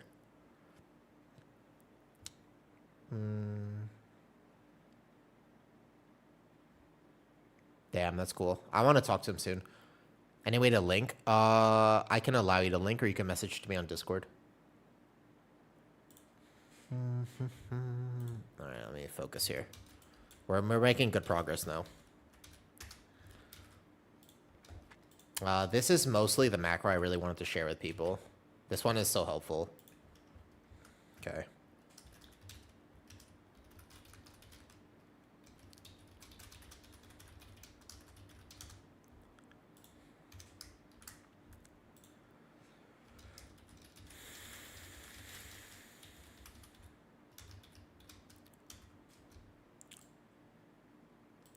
It doesn't work for Colossus because of Revenge.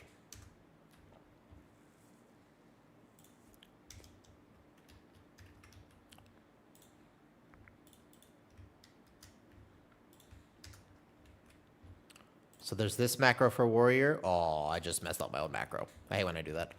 I tab back in and then I do this. All right. Control C. Purge, can I show you something? I want to show you something if you're still here for a second. I've got kind of like a little vision. How I message on Discord. Being enough is not important. You're also torn with your druid, right? Harnier, Shadow Meld only matters if there's a specific skip you need to do for it, though.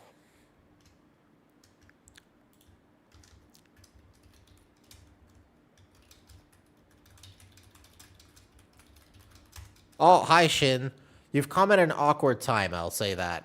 I'm blasting some music. I'm in a very happy, healthy relationship, but sometimes it's nice to listen to music like this. And I'm trying to work on some major resources for the community. This is an awkward time. This is not a good first introduction. Hi, Shin. I hope you're blasting, man. I hope you're having a good time. Do you want to know how much I've done in this season thus far?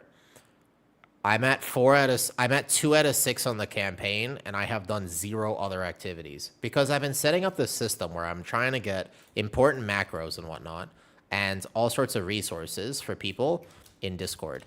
And I've got a plan for this, and I think it's really cool, but it's just taking a lot of work. So pretty much all of my effort has recently been to this. But you can see here that my Discord hopefully is going to be a place where people can just actually find all the resources they want as they want to learn more about the game.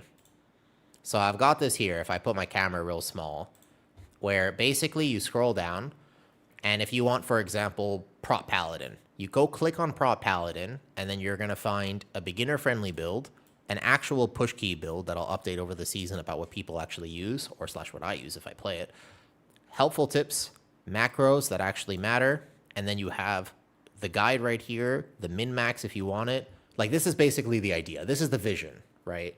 Is that every single spec has this. So I got to hit you up for Rogue at some point. But this is the idea. But as you can see, there's kind of a lot to do.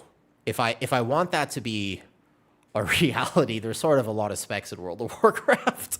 And there's also each dungeon that I want to do that for, plus the UI stuff that I want to do. So it's gonna be a little bit of effort. It'll take me a while. But that's the idea. So I've been working on that. I'll finish my season stuff later. Yeah, it's okay.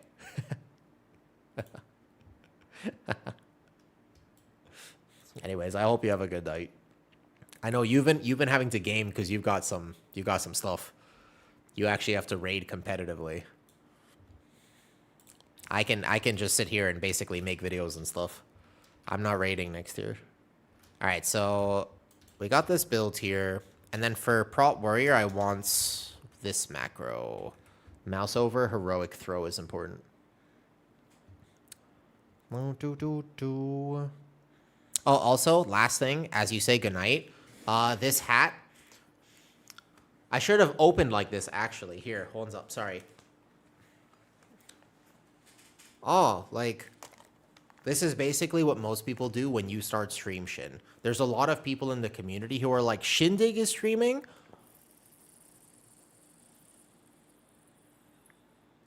But don't quote me on that.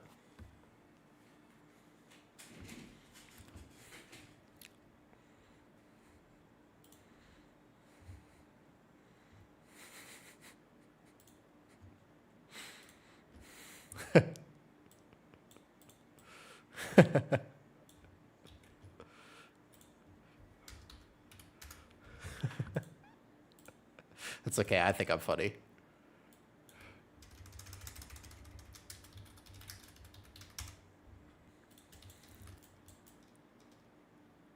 Where am I right now? Is there an enemy like over here somewhere? Just came back to WoW yesterday. Welcome back. Welcome back, welcome back. Somebody asked me earlier, can we still skip it? Yeah, I think you're supposed to skip campaign on ults. I don't think you have to do it, according to some videos at least. I'm not a fan of this type of music. I'm more a fan of like just, if I type in here, something like this. I don't like the screaming. I like the emotion. Emotion, good. Screaming, not so good. Leveling the rogue. Oof, you're the 8. You gotta catch up. Well, it's a perfect time to get back into the game, to be fair. Imminence? Yeah, I'm not a big screaming person. I like heavy music in terms of like impact and emotion. Like I'm okay with that, but not too much more than that, basically. All right, here's heroic throw macro. I use Elismir Cedo, and then I'm going to customize my own Platinator after that. What's up, DeMarco on YouTube? How are we doing? Another new thing? Yeah, you can still use it for new. You don't have to wait for the tier set for it. You can use it right now for that.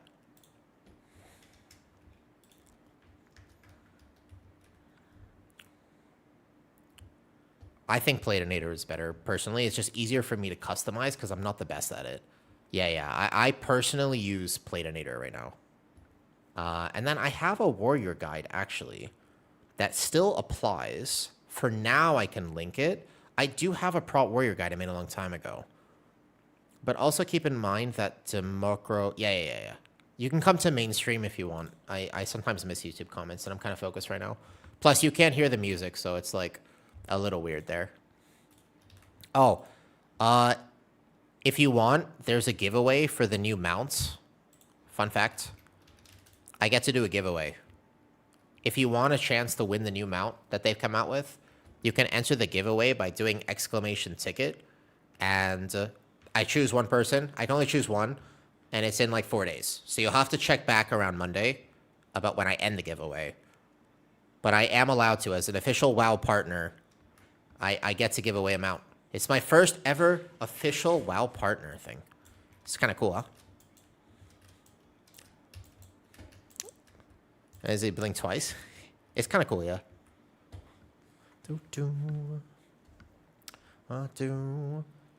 This is a weird first impression on me, I'm not gonna lie. Yeah.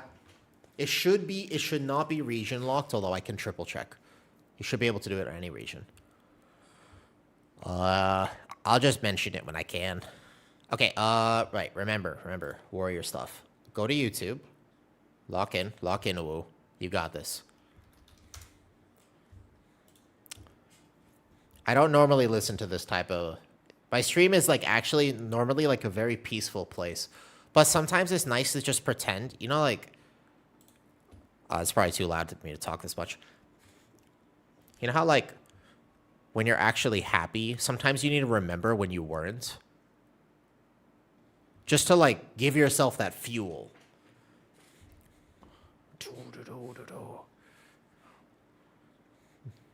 This is like... Yeah. You gotta remember how it used to be. I know, sorry, it's a little screamy. But I like this song, to be fair. This song has a good message. Or like, yeah, I like this music. I don't gotta justify it. I don't like the screaming stuff, basically. I just like this band. This is so soft. I don't know, my voice hurts listening to other people's stream. What's up, Silent? I'm working on the Discord right now, getting a bunch of helpful resources. I like this Demokros, but I don't normally play it on stream. But the Guru Mog with the eye lenses, white hair glasses. Where's your Lorna Shore fans at? Can I request a song? I don't normally do song requests because people tend to troll it. What am I looking for right now? I'm going to my page. I have so many videos I kind of have a hard time keeping track. I made a Prot Warrior guide at the start of midnight when I thought I would play it more. Warrior? I made a Warrior guide. It's right here. Okay.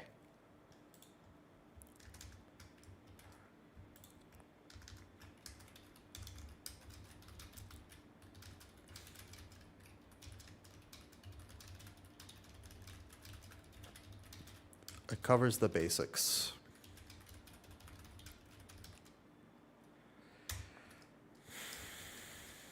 It was made before... To clarify. Okay, Warrior, pretty solid. I've got one guide here, and I did have some min-max for Warrior that probably still matters. It probably still works. What we're listening to now. Haven't watched the anime. It looks cool. So I got 2 sponsors now, which are really good. Sponsors for stream. That's what you want. It's like super helpful to get sponsors for a streamer. It might have been. How can you even tell nowadays, Barley? How do you know if something was AI generated? I don't even know anymore. You can't tell. You can't tell. Nobody can tell.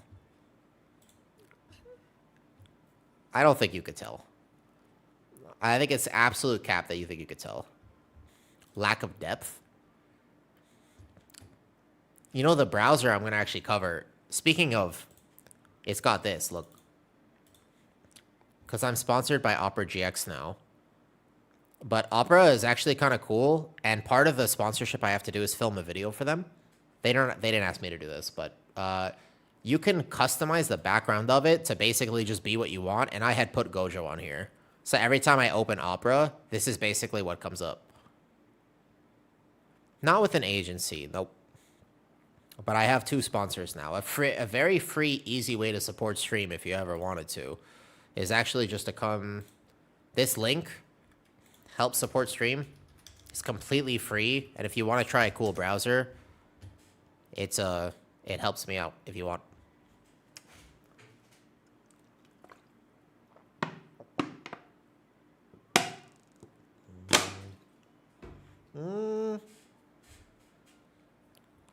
I don't know, Nilo.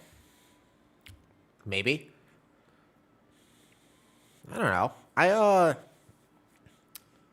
I've got a weird relationship with stream, to be fair. Like, I'm a little... I do it... I have a different relationship with it than many people, to be fair.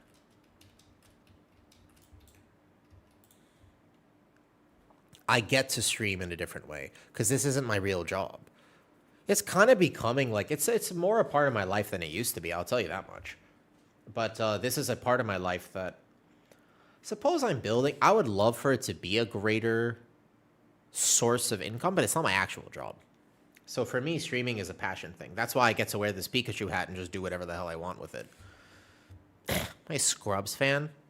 Nah, not really. I never really watched the show, to be fair. Fun fact, I grew up in the hospital. That has no reference. All right, we did DK. We basically did Warrior, enough. We did Pally. We did Brewmaster now. We did Druid. I'm going to finish Druid, and then I'll do VDH tomorrow. And then I got to finish up some other things tonight as well before the end of the night.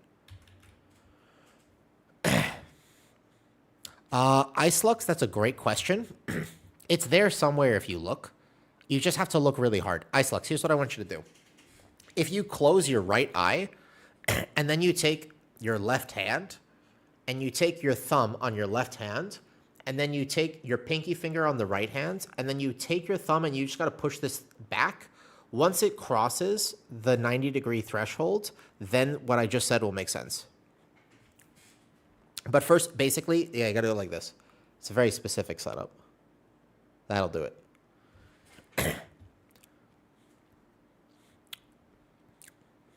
Got you. Happy to explain.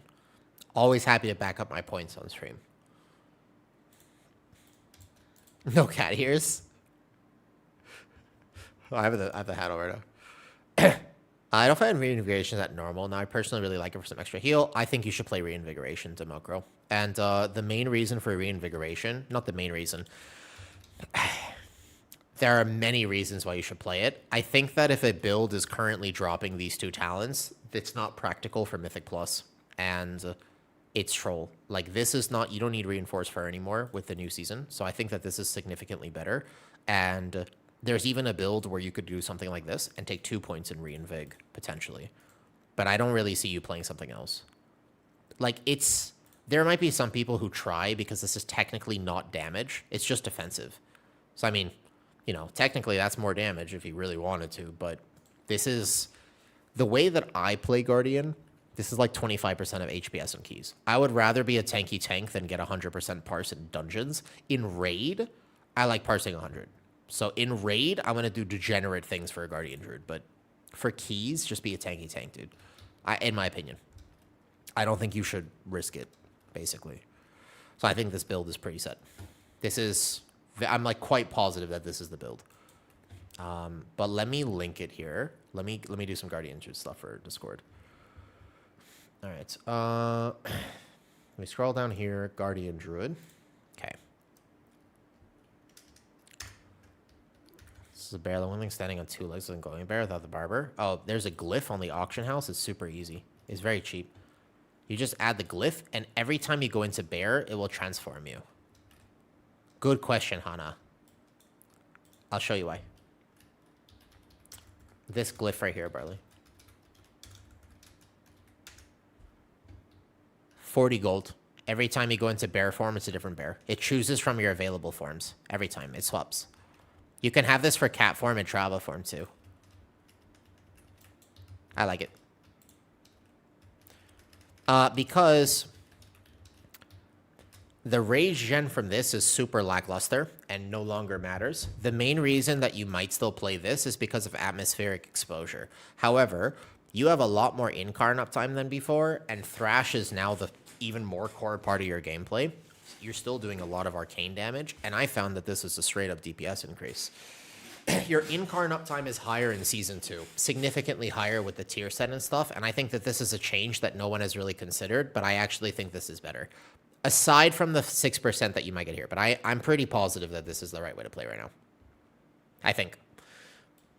I was getting the most damage out of this. Now, this is not worth it. That change to Arcane Affinity, I think you still play Lunation. But, yeah, a little bit more damage.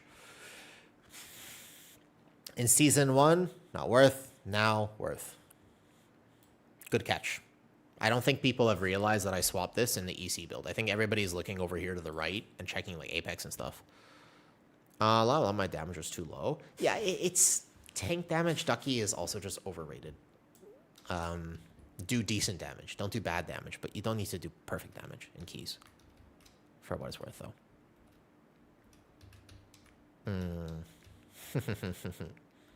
Johannes, I see what happened there.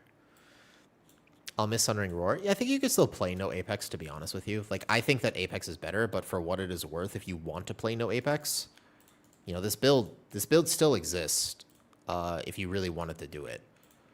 But I still think, even with no Apex, you would consider playing like here. That's right, not there. I think you would consider that in the new season. Even with no Apex. Sorry, you'd go here. You put this talent there, and then you're going to consider... I still think you want Soul of the Forest now, which is the one talent up here that's going to be a little weird. Threat is... I'll have some more guides for it coming up. But I think that even with no Apex, you would still play Astral. If you really wanted to, I would do this. But let's get it open here, though. Apex buffs, I think you're going to fill with it. Single target, maybe, but at least the force proc Apex when you want it. All right, we got that build.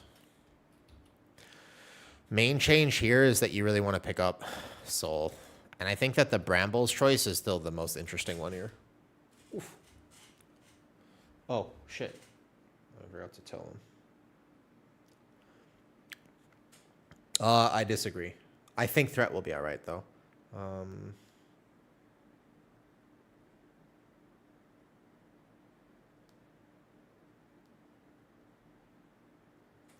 Some ice cream. What does Guardian Apex do? I explains it in the guide. It's not the craziest thing in the world. It's good. I don't mind it, actually.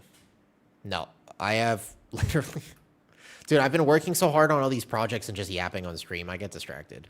SB, I am very behind right now. I'm 2 out of 4 in the campaign, and I've done 0 Mythic Zeros and 0 Delves. I need to catch up. And tomorrow I'm filming for a few hours with this, and then I'm also filming some other thing. I've been busy. I'm focusing more. All my time is basically like chatting and making resources for the community right now. Yeah. In a meeting? Okay, no problem. Seems to stand around. No, it only procs if you hit Mangle or Thrash. Yeah, I've got a little bit of time. Not much, because I have...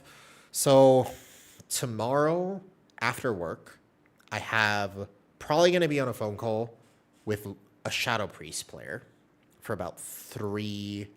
I'm assuming it'll be like 2 or 3 hours. Like, it'll be a while. It'll be my day, basically, tomorrow. Maybe not stream because of that. But I'll get Shadow Priest. I want to get that done. And then... we'll see how that goes. We'll see long-form conversation. We'll see. I don't know him personally, so I think it could be fun. I think it'd be really cool to represent off-meta specs. So that'll be interesting. And then... and we'll try to do justice to the Shadow Priest community. That night, I have coaching and then my actual work. And then the next day after that, I have a Boomy guide that I'm making with one of the best boomkins in the world. So that's exciting. And then the day after that, I have a Hunter with Banshers. I've got a call with Banshers. Whole Hunter. I asked him if he would cover it with me. And he said yes. So that's cool. And then I asked Shin if he would do Rogue, to be fair, and he said he was busy right now. Totally fair. I asked a few people, and some of them are very busy with prep. Others have a little bit more time. But, like, yep. Who's the Boomy? Surprise. Surprise. I don't know if everybody would know them, but they're... if you know, you know. It's not Tettles. No. I didn't burn the bridge with Tettles. It was just really weird because I accidentally messaged him twice while I was blacked out. And I've sent him some weird messages, and I feel really awkward now to follow up with him. Like, like one night when I was really blacked out, I messaged him and I just sent him some weird... It wasn't the worst thing in the world. It's tough to recover from that. It do be rough to recover from that.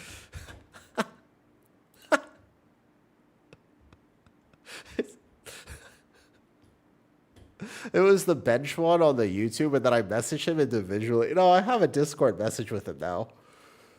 It's just The last thing I said to him, I feel like I should delete it, but he just was like, "Aight," and I was like, "Oh boy, that's tough. That is tough."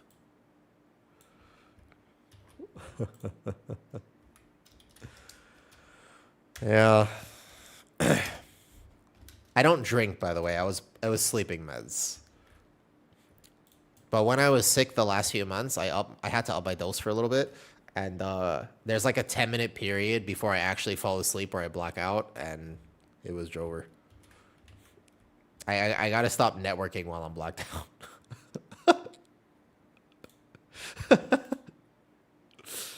Oh boy.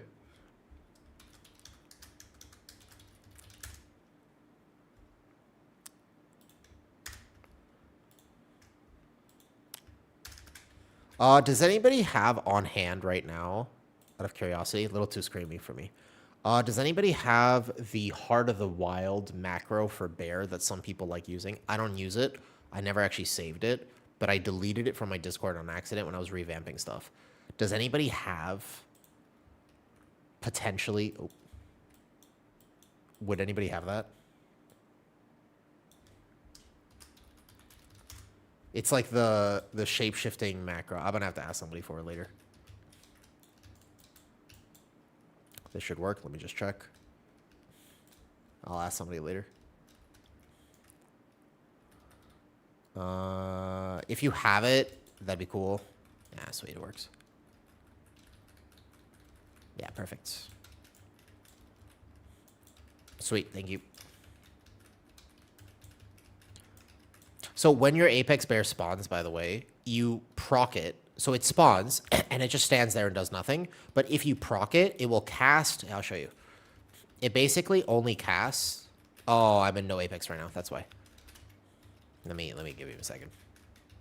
But it casts when you hit Mangle or Thrash, and it's a single target hit. But it buffs those things. So that's why its AoE component is there. I still think that you might want to drop this. I think, like, no Apex, you could maybe do this, though. Just surges. You mean the thing? I've never really gotten back-to-back procs, so there seems to be some sort of ICD on it, but ultimately, it just procs when it procs. I think there's some degenerate min-max that some people might try to do, but I don't think so. Oh, to surges, like not, I mean the Apex, my bad. All right, I think if you want to play no Apex, you would probably do this. Okay.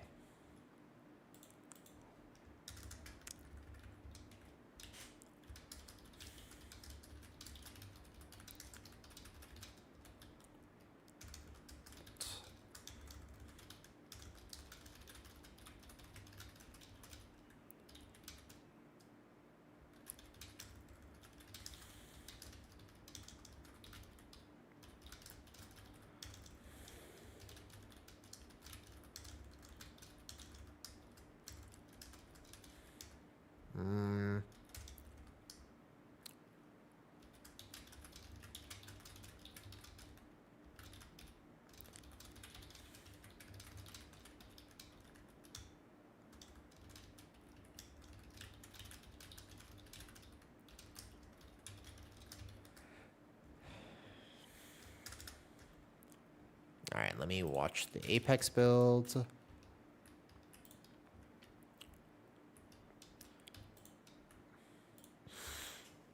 Second iron for bar. No, I changed my UI and I just haven't decided which one I'm using. Ellesmere has an iron for a bar, and then this is the add-on I was using before. So I just kind of have both right now. Teach me new Guardian rotation. There's a guide if you want it. It's for YouTube members and Patreon. I'll make it public though. Like, don't worry. It's just early access that I put it there. I made the guide for the new rotation now based on PTR testing, and it's strong. It's a little different. If you want it, it'll be there. Don't worry about it too much. Where should I post the macros in Discord?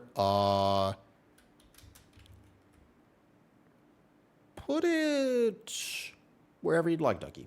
I'll find it. But you can put it in like Midnight Tank builds or general chat. I can delete it after. I just want to grab it for this. Because I have this planned. All right, copy to clipboard. Cool.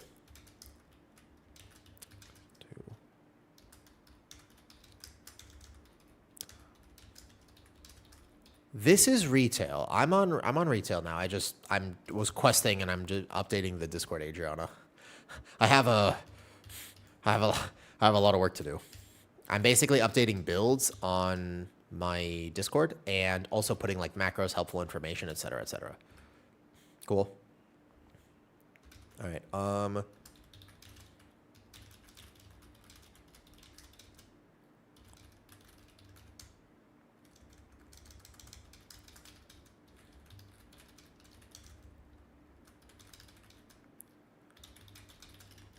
Bear out tonight. Played Monk last season. Solid. I think Bear is going to be strong. I like Bear right now.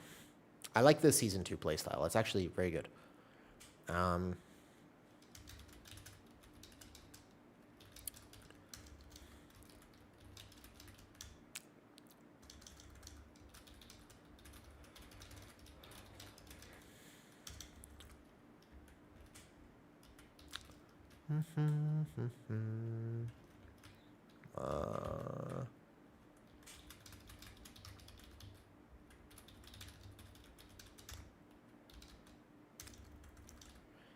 In Vig, little updates.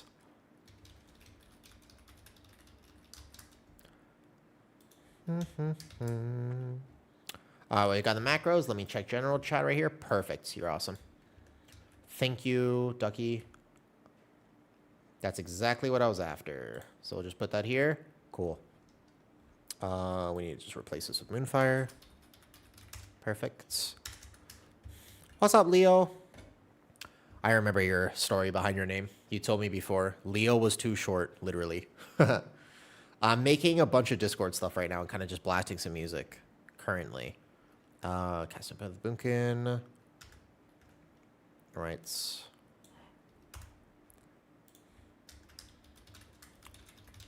If you want them, I do not use these, but many enjoy them. It's my week 1 agenda. You mean this week or next week? When will you share the rotation? MX. The public, I don't know when I would post it publicly. Tonight. Actually, I didn't thought about what I was posting tonight. Tomorrow, I know what I'm posting. Saturday is the next podcast episode talking about the raid gearing. There's a lot of weird things with gearing that people need to kind of understand. And so the next few videos are going to be about that. Then on Sunday or Monday, I'm going to post my UI setup, my full UI setup. Hopefully, I'll have been able to test that in M0 and finish that up. And then I'll have my export codes there. And kind of like, I want to give people more resources. And people, a lot of times people don't realize how powerful just like basic UI customization is. Like the fact that I can see things casting on me is so important and very impactful.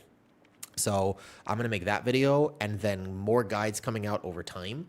As the season starts, I definitely want to make dungeon guides, but I didn't get to do them earlier because I got sick this PTR cycle. So I just didn't get the footage and stuff and have time to actually sit down and make them the way I wanted to. So I'll make those like as the season goes on. I got a lot of plans. All right, cool. Then we link for now. We're going to go here and I'm going to find my... Yeah, if you want it though, here, sorry, I don't know if this is properly pinned. I don't know if I ever pinned this here. But MX, first of all, you can find the main stream on Twitch and it's pinned here. But if you want, everything's going to be linked in Discord. Okay? And check out the main stream if you want. Tonight, maybe I just don't post the video tonight. I have a lot in the back pocket, but I don't think I ever got to really finish it. What's up, Curry? I could rake in bear and it would put me in cat. Now it doesn't. You have to fluid form. Are you taking fluid form to make sure that you're doing that? It'll put me in cat form. Yeah, it's a talent for that.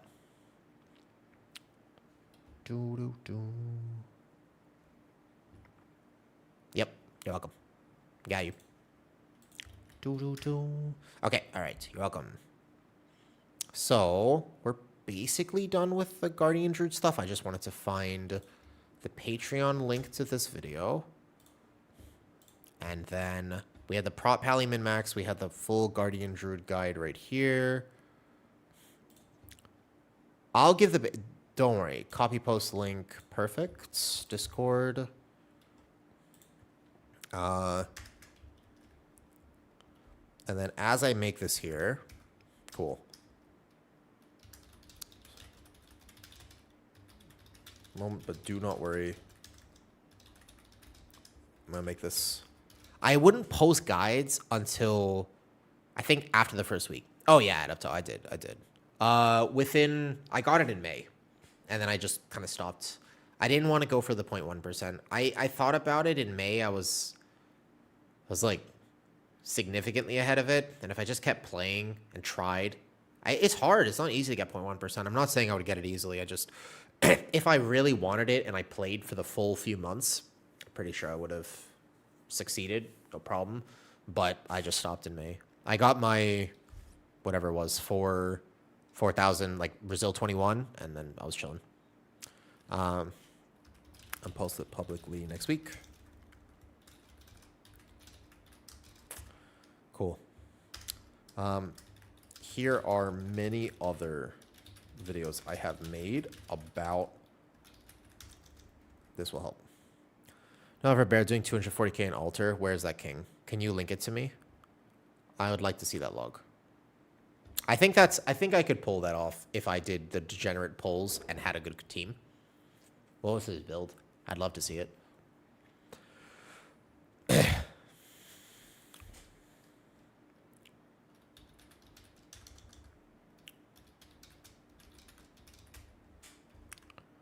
Let me go to my YouTube.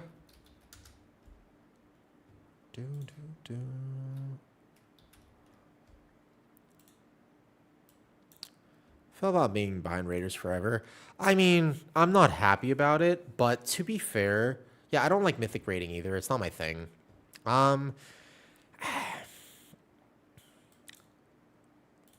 The truth is, Shira, how do I say? In 2 days, there's a podcast episode. In about 2 days, I will have an episode coming out with Obly. We talk for an hour about gearing, and it was a friendly debate because he's positive about the changes. Like, he's excited about the changes, and I am not. I'm not excited. I think that it's a solid middle ground and worth a conversation instead of just a one-sided thing, because they need to incentivize raid, and I get that. But I am personally not crazy hyped about it. Like, I will be behind, and I am now pressured into doing some stuff that I'm not sure if I'm really going to want to do. The 9 out of 6 items, weirdly, is actually the least impactful thing. I swear. The 9 out of 6 is no problem. Akamuni. Trust. That is going to be weirdly the least impactful thing. As crazy as that sounds, the 6 out of 6 is the problem. But Obly presented some very good numbers for the 9 out of 6 stuff, if that makes sense. I don't push until the end of the season. Even then, Patrick, the podcast episode with Obly covers a lot of really good information about this, and I'll explain why. The amounts of people who will end up farming a CE boss, not killing it once, because you have to kill it more than once to get all your items on 9 out of 6. So farming the last 2 bosses, which you extend on the last boss. So the second to last boss has 9 out of 6 items. Well, let's get this right, because we talk about this in the podcast, and this is this is an important clarification. I'll just turn off the music for a second. Listen, okay? The amounts of people who actually are able to farm the last 2 bosses and get access to 9 out of 6 items, the RNG drop of those bosses is low, but you will probably have bonus rolls going into them knowing that you have it. So let's say that you have bonus roll them. You still need to kill it 7 times. And that's actually a big ask. Not many guilds have that on farm, because you kill the second to last boss and then you almost certainly extend into the last boss for about 3 weeks. But let's say it's late season, you are in a guild that has that on farm, the chances of you using looking for group is very low. Like, the amounts of people who we're talking about here, there's a few hundred. Not a few, there's not thousands, there's like a few hundred. You are probably already on a mythic team. If you're capable of doing that, you almost certainly have a group to play with, and you're not really interacting with looking for group. On top of that, there are different classes which will have access to these items, which are not guaranteed. So you're competing not necessarily against everybody, but only the people who play your spec. So there's going to be even less. In reality, there's going to be like 50 people or like 100 people who might have these items where you don't. The 9 out of 6 is not that much of a problem. Because you're just not really going to be interacting with it nearly as much as people think. I think Obley came with he came with the better numbers. Watch the podcast. It covers it a lot more, and impactfully so.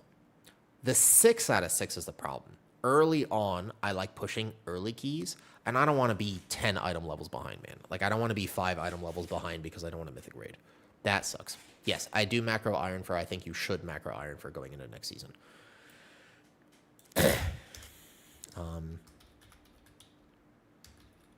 Significantly more videos to come.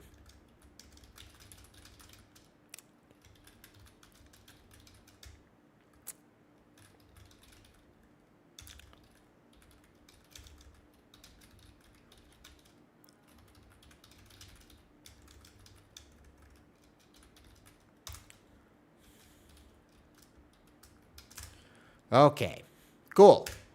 Bam. Look at that. Guardian Druid's done. Solid.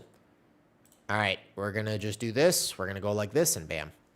Only non-mythic raid. Hopefully I don't let this slide down. I don't think it's going to be... I think late season for 0.1% it'll matter. I think that 1% just won't matter as much as people think it does. It's not that it doesn't matter, but the 9 out of 6 is less of a problem as the 6. The early advantage of mythic raid is just crazy, man. That's the problem, I think. Okay, cool. So here we have... I've started to update this. Now, this is not even anywhere near where I'm actually going here, though. I just point me to it. Let's have a brief mention. How do we use Holy Bulwark before wings? Before wings. As you gather.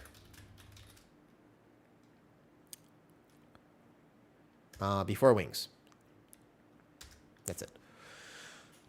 I play tank these days because less chance people care about my item level early season. It's possible there, but I also think that if you get early Raider IO, it matters more than early item level, and the way to overcome the difference is actually just your item level. All right, back to music.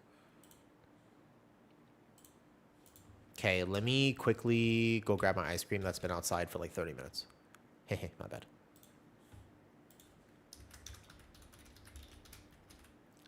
One second.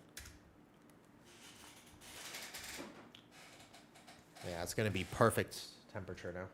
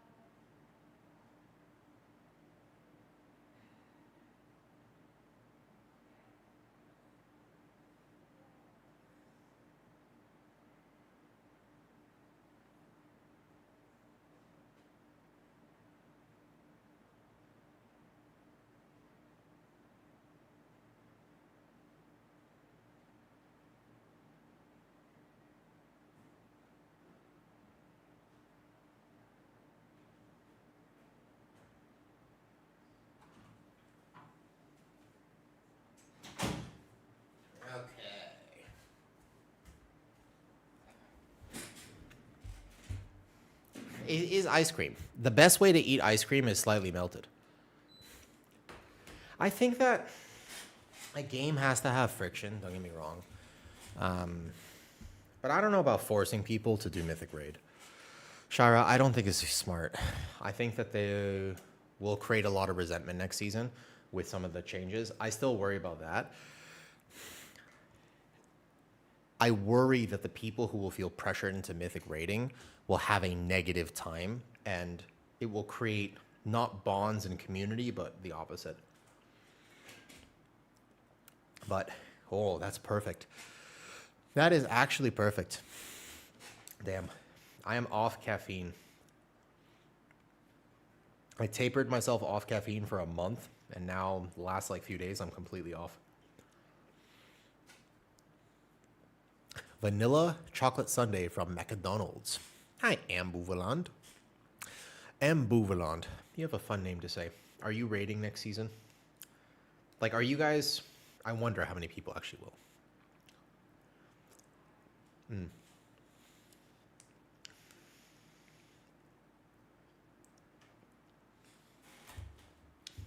All right, what if we swap the music? So now I need to do VDH and throwing all these ice cream. To be fair, we did not hit the bit goal for ice creams today. I ordered them anyways because I said I need the calories.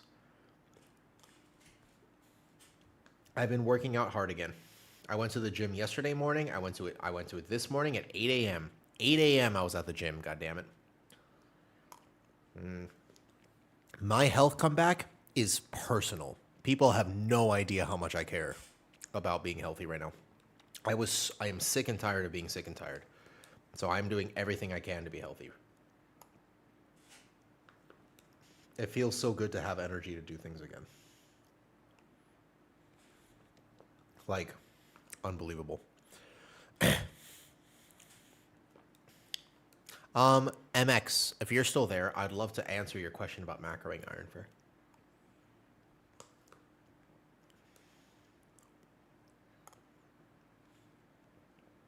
Yeah, for sure, Hana. I mean, I've done that before. It's surprisingly not that tough. If you think that's hard, I mean, you think a treadmill is not that hard. I'll show you what's actually hard.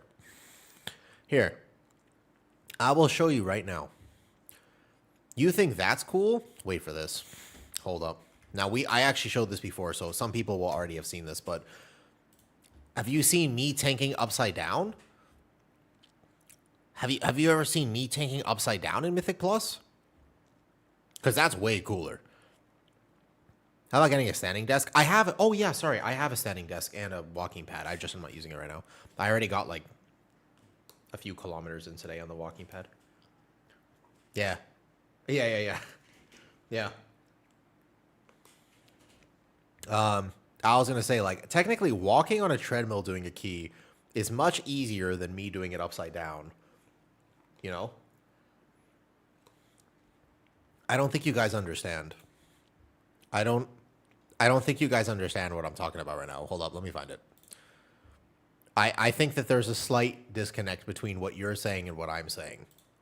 Allow me to show you. It's no problem. I got you. So when I said tanking upside down, I literally meant tanking upside down. Yes. I'm not kidding. I don't know what you were expecting here, but I'm not actually kidding. Here, I got you. Yeah. Let me link the music to it. Let's watch this for a second. Yeah, I wasn't kidding.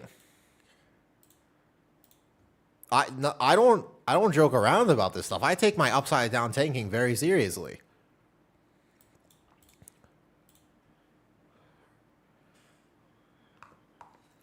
This was a Pug plus 20 Algothar Academy.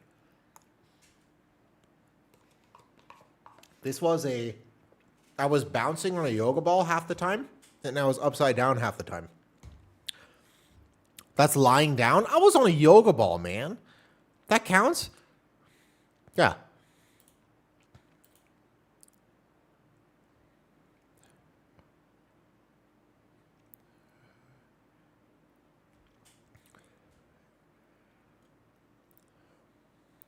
I played this with one hand, no mouse whatsoever.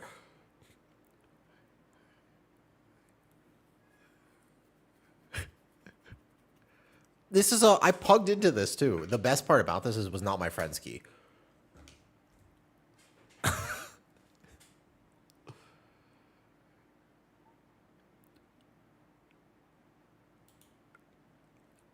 You see? I was upside down. That counts as being upside down. I think this counts. Does this not count? I want to do this again. This was actually so much fun. I had so much fun this day.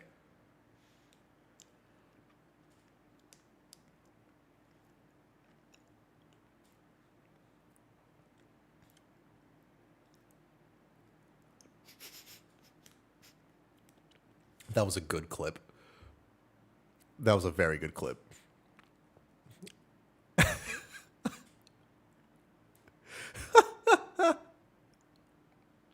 It was pretty funny. It was a good key. I also was, by the way, like I was like doing the splits and like doing some random stuff throughout this entire key as well.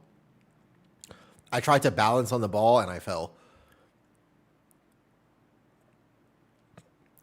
It was a challenge I did a few weeks ago where I basically plugged into a 20 Alcathar Academy and attempted to tank it, bouncing up and down on a yoga ball and half upside down, playing with only one hand and only keyboard.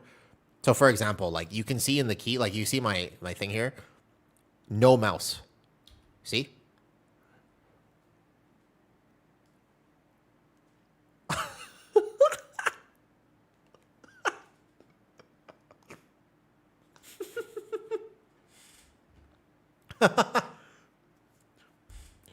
Yeah. We timed this.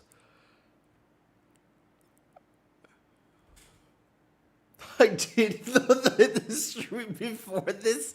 Wait. TH is right. Okay. The best part about this is the fact that the stream before this, I also tried this challenge.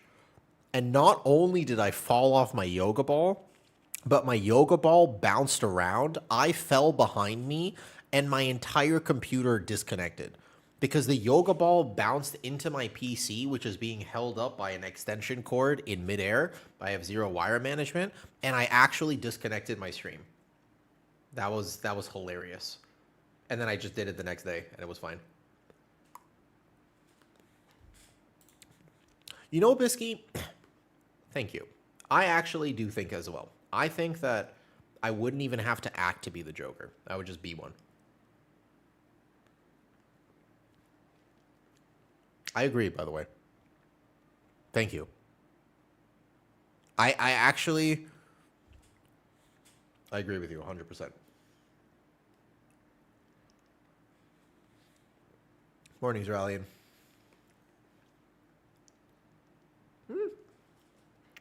This is my 6th ice cream sundae today. Solid 2,000 calories.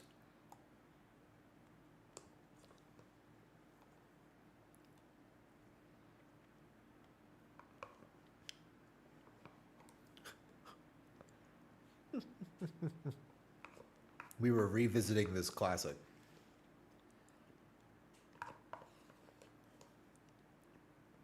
Okay. So, we'll add this to the sundae pile behind us, which is, I'm going to have to clean up later because it always spills. Perfect.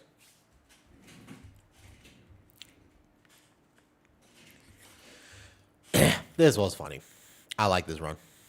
This was pretty funny. All right, back to music. I was playing like music before this, by the way. I was actually playing music out loud today. I've been working on my Discord. I had a plan for Discord. I've been working on some behind the scenes stuff. I haven't actually done anything this season that I'm supposed to do. To be fair, there's like so much I'm supposed to be doing right now, and I haven't done any of it. I'm back.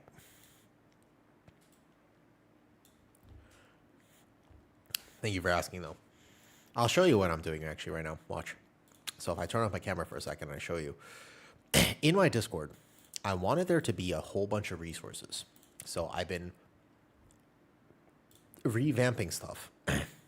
This took me I've been yapping today, of course, but if we observe here. Nah, I haven't done anything yet.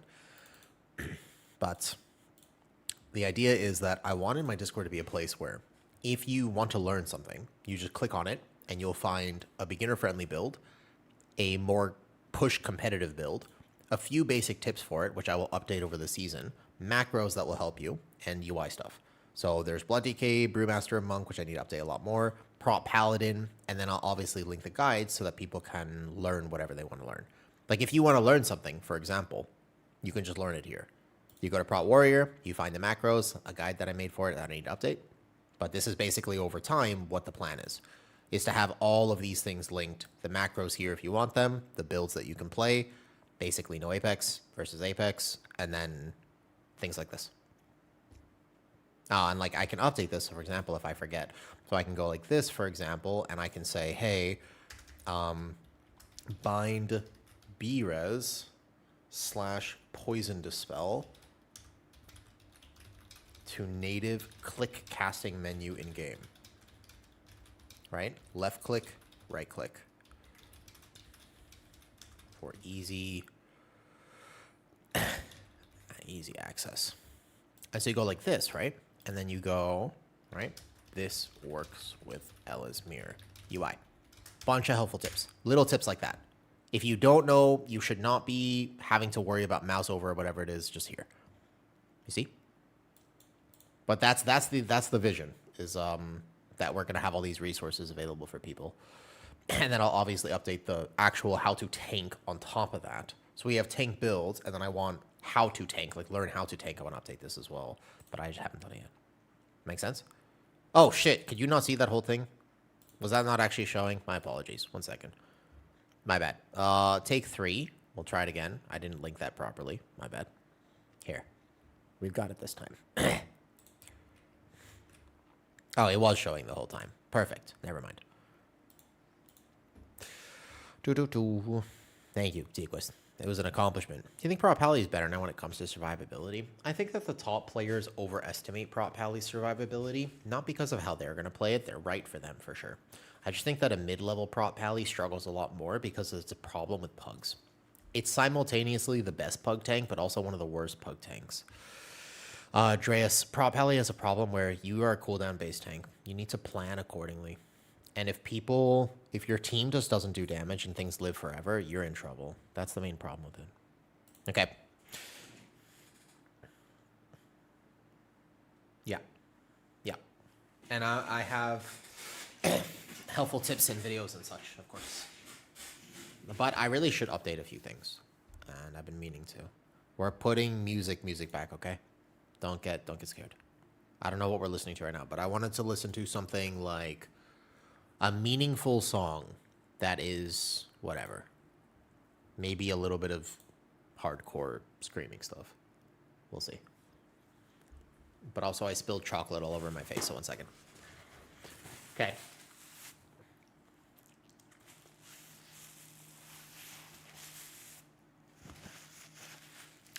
Yeah, exactly. They do. They absolutely do, Tequist. Yeah. Not that hardcore, XC. Something like this. Middle. Yeah, they can. It's a big thing. Okay. I want to clarify that if we're going to listen to a song like this, I am in a happy, healthy, wonderful relationship.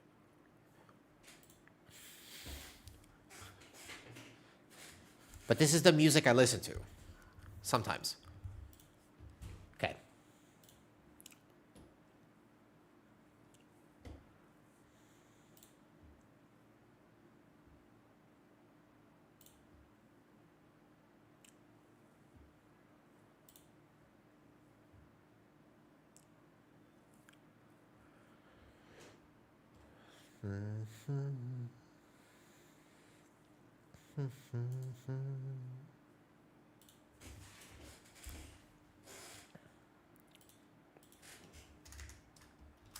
Oh, that's right. I got to update that as well. So,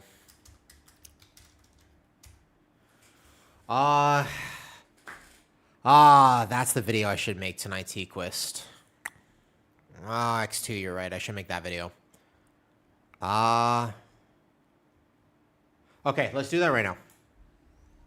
Let me go up and I'll make that right now. I can do that on stream. Okay, let's talk about it. I want to talk about Guardian Druid gearing. I should talk about it right now.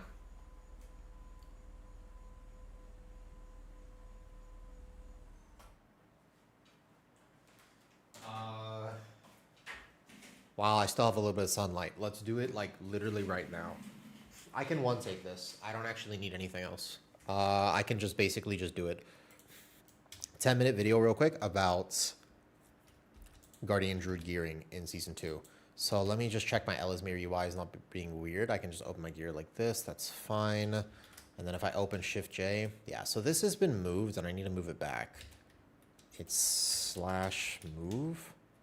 Yeah, this add-on here lets you move anything, and then you just go character.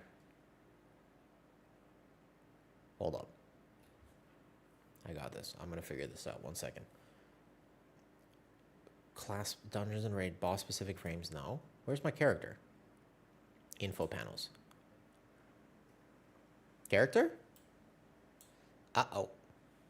Okay, let's actually open the menu for this. Toggle options. Oh boy. Okay, so hold up. There's another way to do this because I forgot where this is. Search. There it is. Yeah, so if you find this, you can just move it across your screen, and then I think we just put this normal. We could put this like over here to clarify. That work? Good?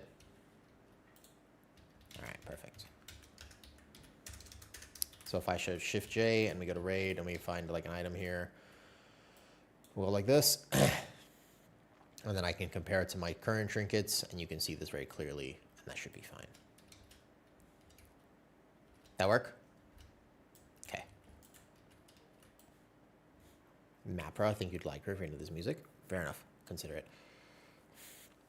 Someone who learns to tank on Blood DK, I would not fodder reroll to learn tank. It doesn't matter how many Blood DK is still punishing tank if you don't know what you're doing. It's true, and it depends on the key level too. Holy shit, Cheesecake fanboy, it's me. Are we related? Bro, I'm a Cheesecake fanboy. Actually, my girlfriend learned how to make cheesecake earlier this year, and the problem is that it was so good that I ended up eating several kilos of it over 1 week, and I felt terrible.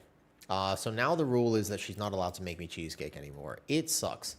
It sucks a lot because I love the cheesecake, but I loved it so much that I squished it to death, like the rabbit situation.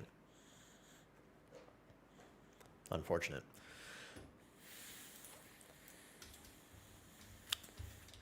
I'm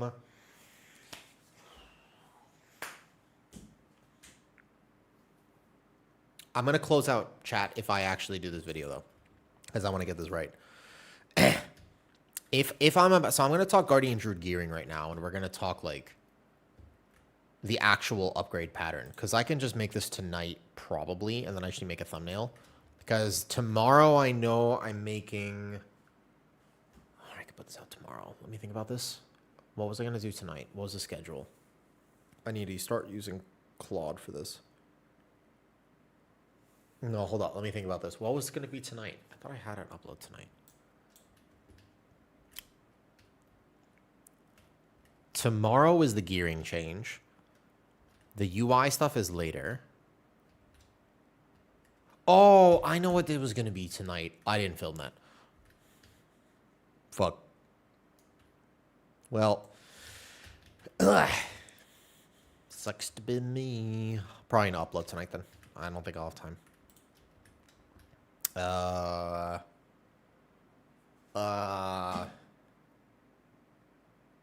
We could make the Guardian Druid video though, nonetheless.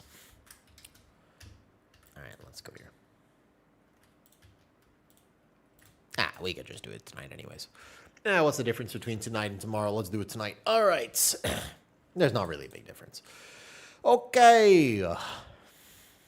We are going to rant for the next 10 minutes about exactly how to min-max Guardian Druid, and I will turn off the music while we are doing that. Sound good? Because this is very important, and you got to get this right. Cheesecake Factory. Cheesecake fanboy. Do you actually make your own cheesecakes? Don't distract me. Get your cheesecake alluring. I get very baited by cheesecake. It's delicious. What can I say? Cool.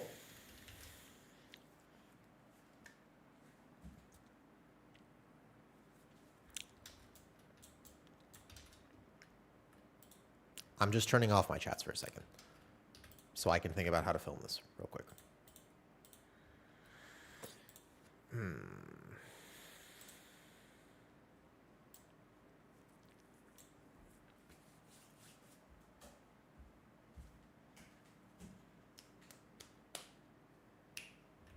Okay.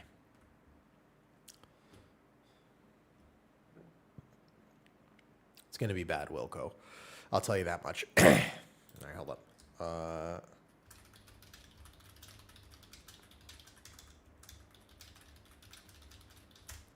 Oh, that's what I was going to post tonight. I remember now. Holy shit. I was going to post the macro iron fur thing. That's what I was going to talk about. That's actually what I was going to talk about tonight. If I could find that from yesterday. I already made that shit. That was already part of stream yesterday. I just never actually went back and got it. Okay, do I post how to min-max Guardian Druid gear tonight? Or do I post why you should just macro your iron fur?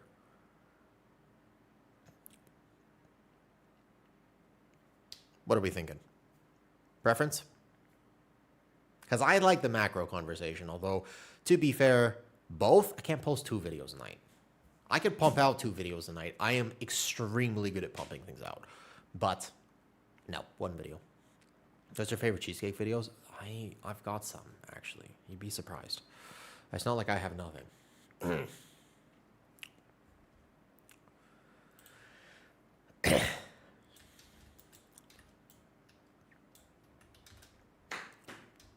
right, let's do this. 3, 2, 1. Here, I'll take this off for a second too. Let's go like this. I might want to re-record the macro iron for a conversation as not a stream rant. I think that'd be better. All right, it's going to get dark in about 10 minutes, so I have about 15 minutes to film this. 3, 2, 1. All right.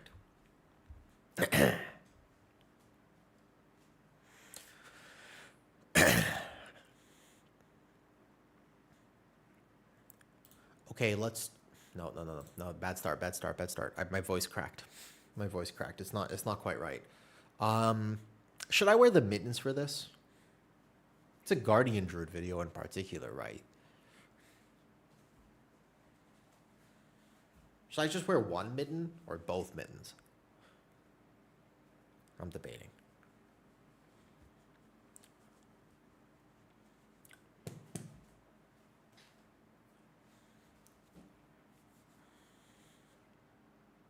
Yes or no? I'm opening chat for a second. You need the mittens? No. Yes. 1 mitten and never acknowledge it? No.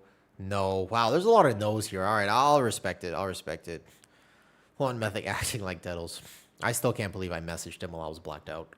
I still cannot believe I did that. I feel bad. Take the ears off, keep the mittens. So yes to mittens, no to ears. I'll take that. Keep the mittens. I've never used mittens for a video, so this would be like a first mittens video. All right, it's getting dark. Cool, mittens stay. 3, 2. I got this. Okay. 3, 2, 1. Let's talk about how to min-max your gearing going into Season 2 for Guardian Druid specifically. Now, every single class guide should be mentioning this, especially if you are a non-mythic raider. You really need to make a plan. If you mess this up, you will be permanently behind and there is no chance of recovery.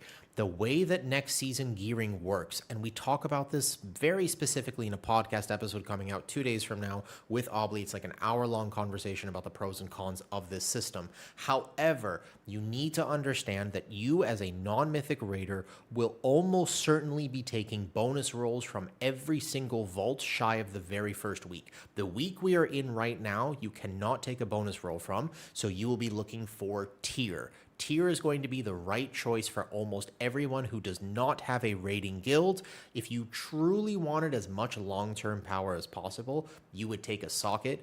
That advice is normally reserved. If you've been watching a Zorthus video or whatever video, they'll recommend taking a socket. This is a very Hall of Fame push CE type mentality to have, considering they know they're going to deck out their characters. You may not have that luxury, so no, this week probably take Tier if it shows up. It will help you acquire your 4 set much faster. Okay, that being said, going into next season, after this week, you need to fill your vault, but you probably do not take an item from your vault.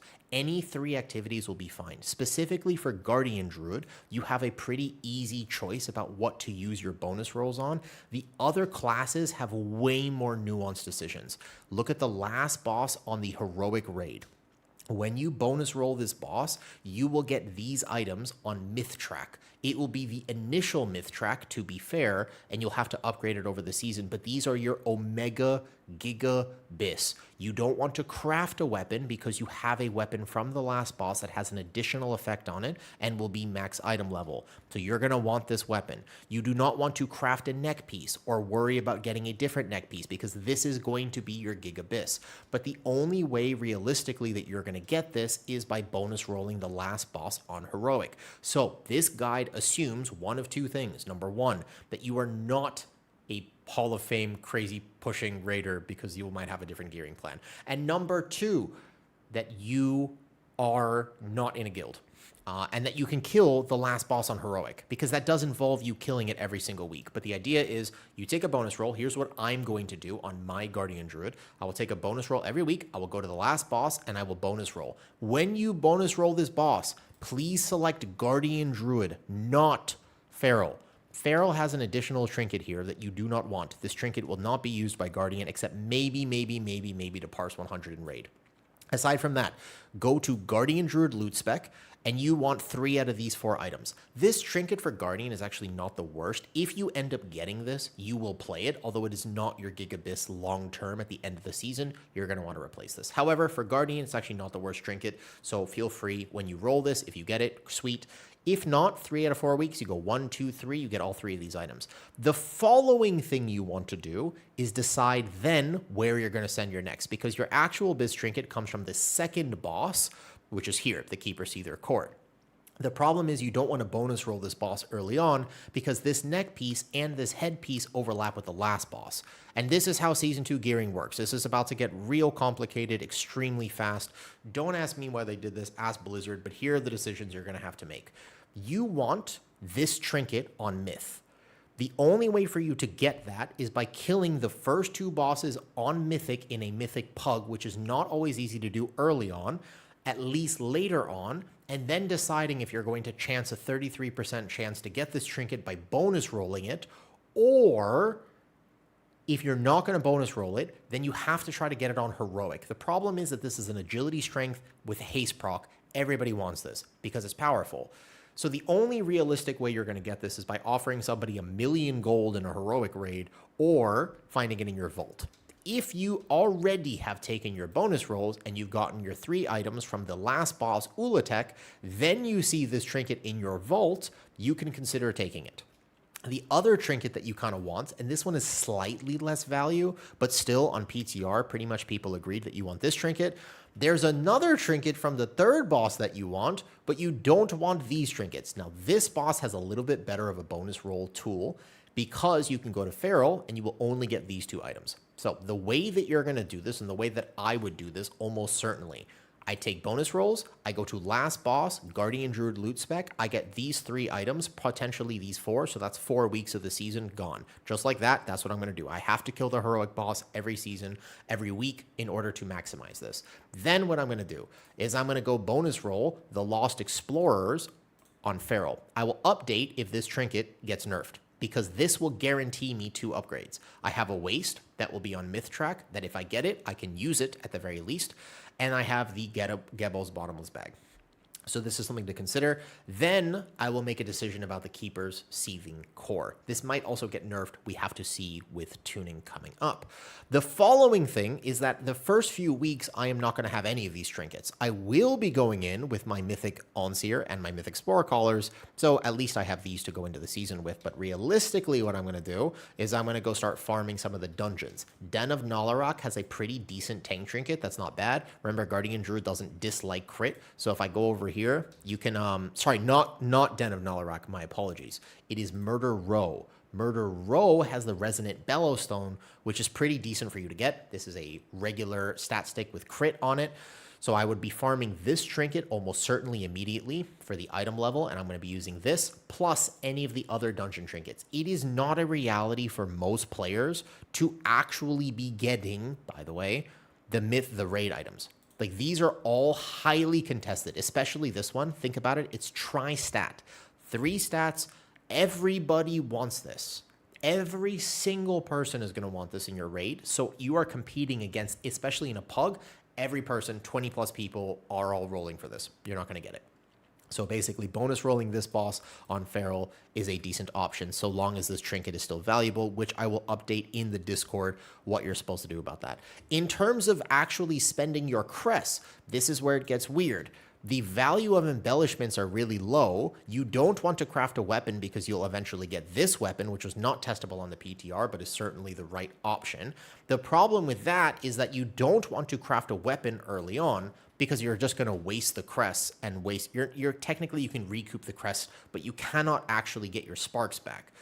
Early on, the right decision with your sparks may be to not craft at all, depending on how powerful the cantrip items are. This is going to be weird, and I need to update this after confirming some data. But basically, if you do not have a plan for your gearing, you will troll yourself. You need to understand that you have to game the bonus rolls effectively. You do not want to spend them in dungeons, and you cannot take an item just because it drops in raid. If you, for example, were to kill the last boss, and you're like, clear heroic, and you say yes, and in the next vault, this weapon appears in your vault, you go, sweet, don't take it. You're not allowed to take it. Unfortunately, Blizzard has decided that they have not changed how bonus rolls work. And if you take the item from your vault, even if it's on MythTrack, it does not actually take away that item from the pool of potential things that you can drop from your bonus roll.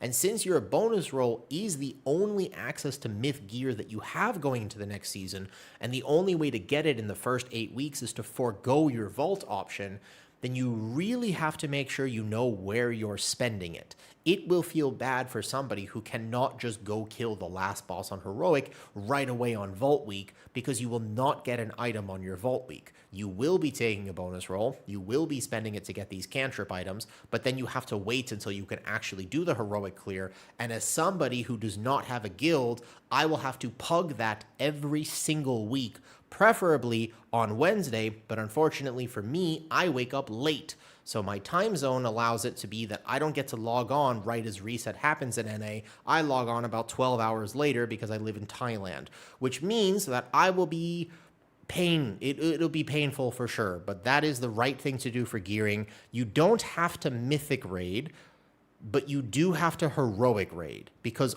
all of your bis comes from heroic raid, and without access to these items, if you never got them, like, you could still play the season, but this is free power that they are handing you. This headpiece can catalyze into your tier, which you are really going to want, and it has a cantrip effect on it, which is valuable. And so it's put us into a bit of a weird situation where now you need to be thinking a little bit of like a 4,000 IQ play. You cannot bonus roll dungeons until the very end of the season because now all of a sudden, even if you want this trinket from Murder Row, you are also competing with all of these other 6 items. And this is starting to get into territory where you only get 1 bonus roll a week, not 2. It'll take you 7 weeks to get through an entire dungeon's pool worth of items. And so you're realistically not going to want this. And anytime there's a weapon, you don't want that at all because the weapon from the raid is going to be better. So all of these dungeons have items that you're going to want to avoid, which means bonus rolling raid is the right option. And you can't actually take an item from your vault until you have already obtained everything that you want for your Guardian Druid. And if you think this is bad for Guardian Druid, it's way worse for a tank like Prot Paladin and Prot Warrior and stuff. That gets super nuanced. Check with your chosen representative of your favorite spec to confirm where you should be sending bonus rolls, what your plan is as a raider or non-raider. And the last thing I'll say is in the podcast we talk about the only min-max that you can really do to avoid all of this is trying to pug the first two on Mythic 1 week.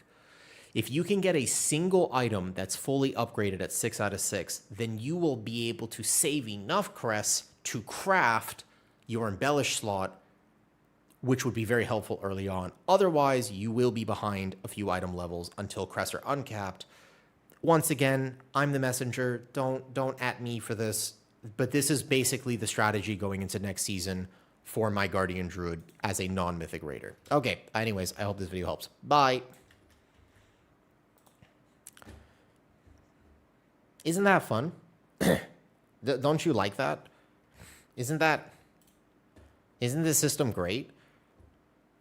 I'm back now. Yeah. Don't you... Isn't this a wonderful system?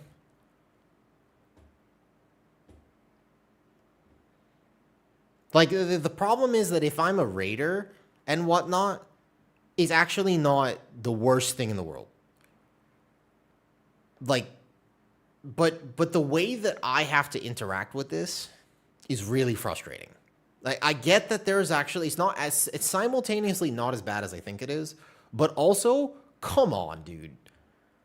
Like, you know? Like, there's the fact that I have to consider this to this degree is very, very frustrating. Hi, Luffy. What's up? Sorry, I was recording that video for a second. But yeah, if you're a Guardian Druid and you're not a Mythic Raider, you have to really think about this. And it's just...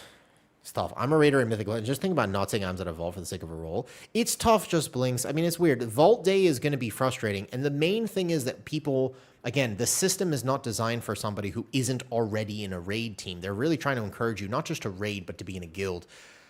I have to pug raid. And think about the timing. That's a real factor for this. Yes, rolling in Heroic Raid gives you the myth, which just gives you access, but you will get it at a regular item level. So think about it like this. A Mythic Raider gets an item at 6 out of 6. Okay? So here's the whole conversation about this and where it gets frustrating. Yeah. Here's the entire context of this and where it gets frustrating. A Mythic Raider, whenever they get an item from the raid itself and /or in their vault, gets it at fully upgraded 289. If I was to use Season 1 terminology just to update on everybody how this is working, I would get this item at 289 if I Mythic Raid. If I do not Mythic Raid, when I get my Myth Track item, it's at 272. And if I've gained my Heroic Crest properly, that means I need 80 Mythic Crests per week to upgrade an item to the full amount. But a Mythic Raider needs 0. Actually 0, because they get it fully upgraded. The caveats to this are covered in the podcast, which matter, and it's both simultaneously not as bad as you think and worse, depending on how you view this. For what it is worth, Mythic Raiders may not have a different item to use those Mythic Crests on. So that's the first thing, but nonetheless, they save 100 crests per week for easy math. For easy math, they actually save 100 crests per week. Crests are not uncapped until the middle of the season. So for the entirety of the time that this exists, as a non-Mythic Raider, you will be behind the item level until crests are uncapped, in which case you can catch up, kind of. But the problem is, what's not being factored in here is that I have to clear Heroic Raid every week, and I do not get a break. For 3 months, I have to kill a heroic boss and forego my vault. The time zone change is a really toxic part of this for me. It's a really, really, really tough thing. I do not have a guild to consistently raid in. The only way I am getting the potential item that everybody wants is by bonus rolling it. and finding raids is really hard. It is one of the most disconnected things, if I may be so passionate as to give you a controversial take. It is one of the most disconnected things that many of the big players don't realize about the more average player. Finding the groups is way harder than you think it is. Most players at a high level are insulated within their community. If they're pugging something, they're able to find it based on A, the time zone that they play, and B, the notoriety that they have, or C, their friends list, or D, their alt guild group, or, you can keep going down the alphabet. But the average player doesn't have any of those resources available to them and actually has to go in themselves, use the looking for group, and try to see how many raids are listed. The average raid that is listed is a several-hour commitment that you must join early because you can't just join on the boss that you want. It's very hard to find like, oh, I'm on this exact boss. Oh, great, that's the one I need, and you just go there. You almost certainly have to be joining a full-on raid group. And then on top of that, as a tank player, there's only 2 slots for you. So I probably have to play Resto or Boomy or Feral to get into one of these groups, which I don't really love doing anyways. And I spend a lot of time actually just going here and I hit looking for group, find raid, and pray that something is up when I log in because it's 1 a.m. on NA time. Because I play from Thailand. So the time difference, like I got on my afternoon, but it's actually NA time for everybody. So no raids are on. The average amount of times that I have found a Mythic Chimeras, for example, when I needed to do Onseer, the hardest barrier was every time I logged in, I would go try to find a group that was killing it. And the first few weeks, I would spend 4 hours of a night in a Mythic Chimeras with people who could not kill that boss. It was not fun. It was an anti-fun experience. It was an extremely anti-fun experience. And I believe that that's not only going to happen next season, but it's going to be 3 times as bad. It's going to be really bad. Reset happens at 11 p.m. for me, and I am normally working. I cannot log in at reset. I know everybody says, well, just log in at reset. Bro, reset is at 11 p.m. for me, and for other people, it's at 7 a.m. or 8 a.m. What about work and kids and your life?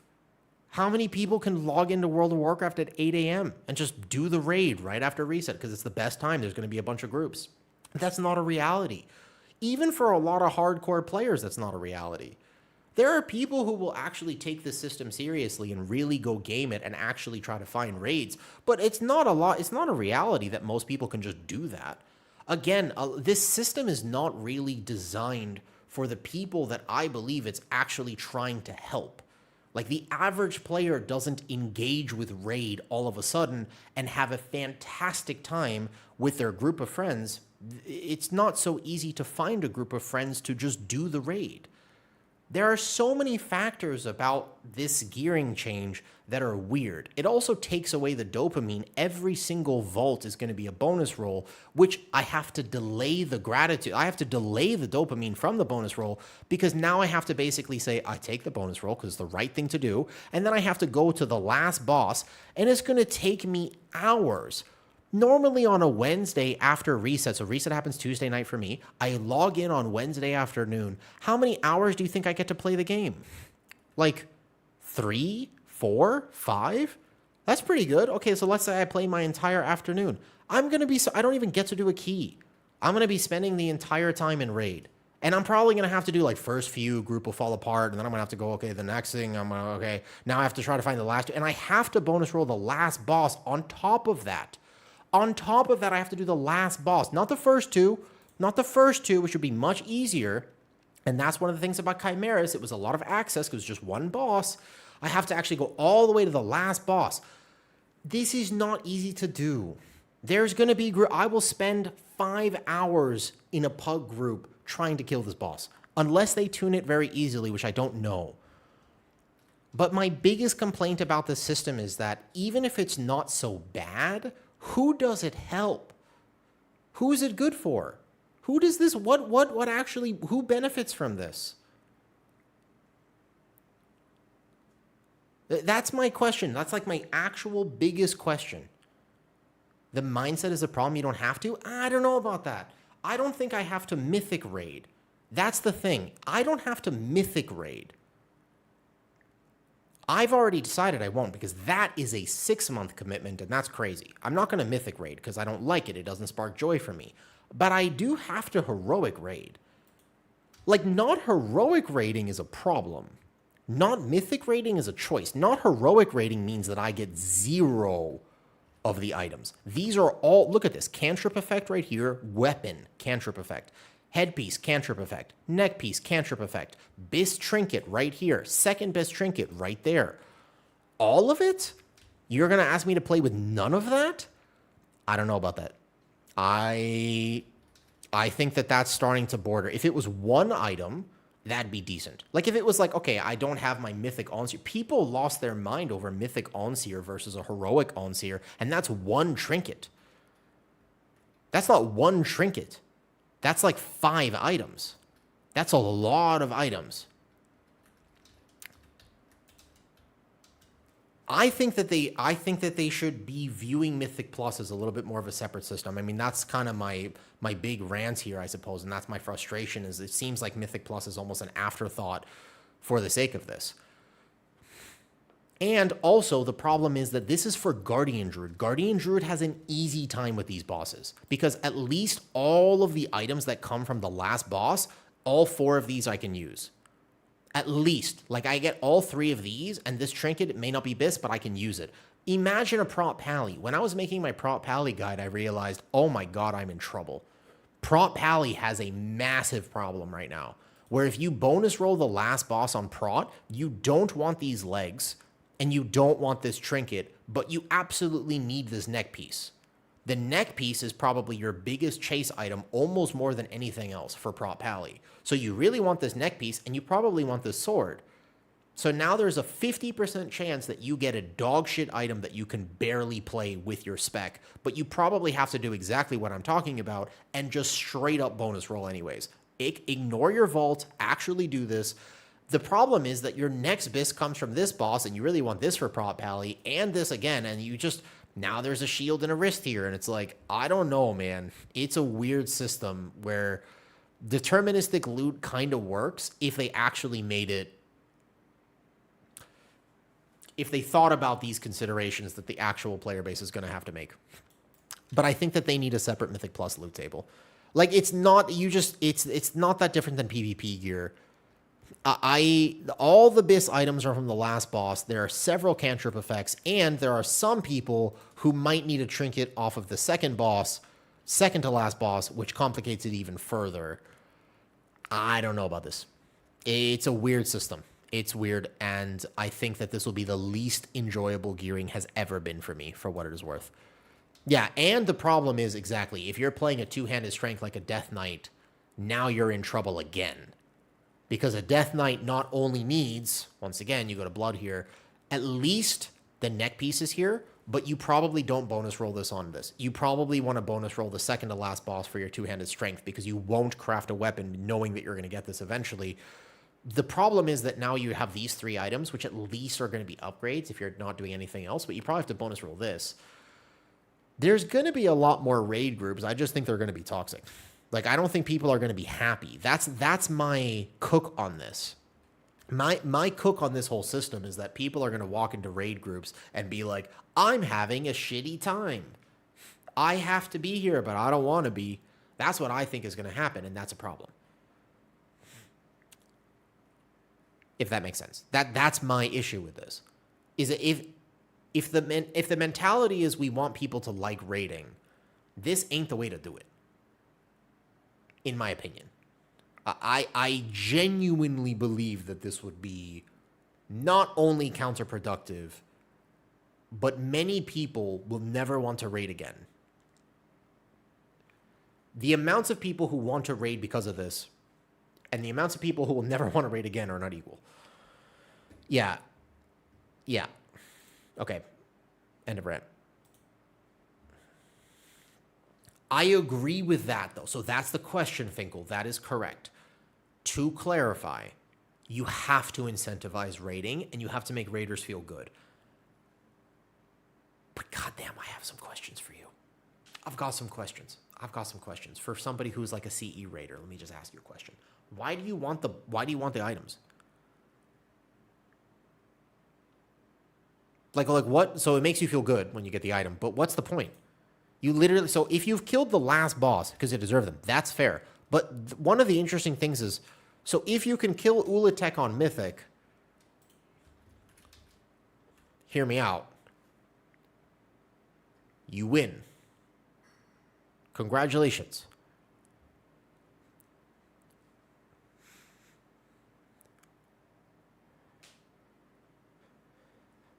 You see? That's actually the biggest thing. You would put the item before Ulatek. Think about that for like 5 seconds. I understand incentivizing raid, but putting your absolutely omega bis items on the last boss doesn't make sense to me. I think you should put it right before the last boss. If you want to incentivize raid, at least put the items on a previous boss so that you can collect the items to get stronger so that you can kill the last boss. Because that's winning for raiders. Doesn't it? Am I wrong on that? Like, am I missing something?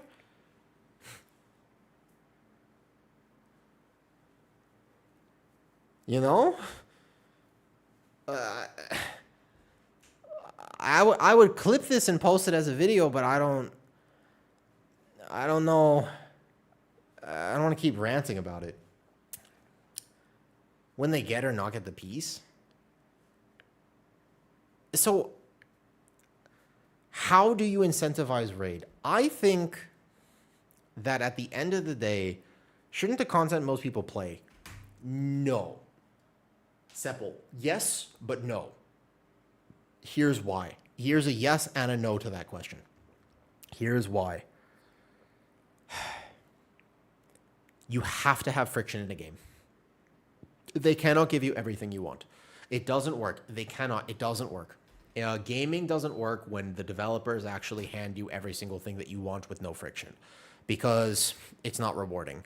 So a little bit of friction is not a problem. Think about like a game like Dark Souls being legendary because it's hard. If you actually walked in and you were like, I was like, hey developer, like this boss is clapping my cheeks and I really want to get better at this.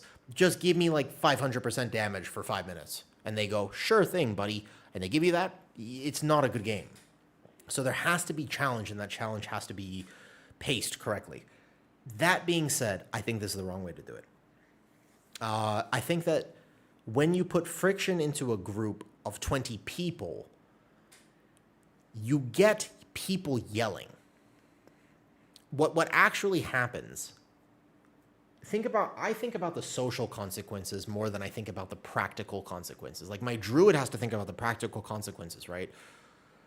But I also think about the social consequences of how many people are just going to be like, hey, by the way, I don't want to be here, and fuck you too. Like people are not shy and subtle in World of Warcraft. I think that you'll have a lot of people who are just like there and they don't want to be there. And the problem is that is the issue. If I don't think about it socially, then I can answer it logically, which is, once again, all the best items should be right before the last boss. Because I can almost guarantee you this. I would be shocked if I'm wrong about this, and to be fair, I might be. This is an absolutely cooked take. If I'm wrong about this, please tell me. But I believe that fundamentally, if you kill the second to last boss on Mythic, you are going to progress the last boss. I have not heard of a single situation where people would progress all of the bosses and stop at the last boss if there was not Gigabis dropping from it. If you have already committed to progressing through Mythic Raid and you are going for CE and you kill the Coiled Altar, you're going to Ulatek.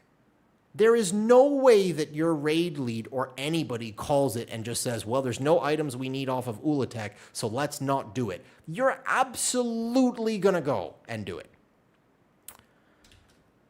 If there was no loot, and I clarify, if for what it for example, and I clarify, if there was no loot from it.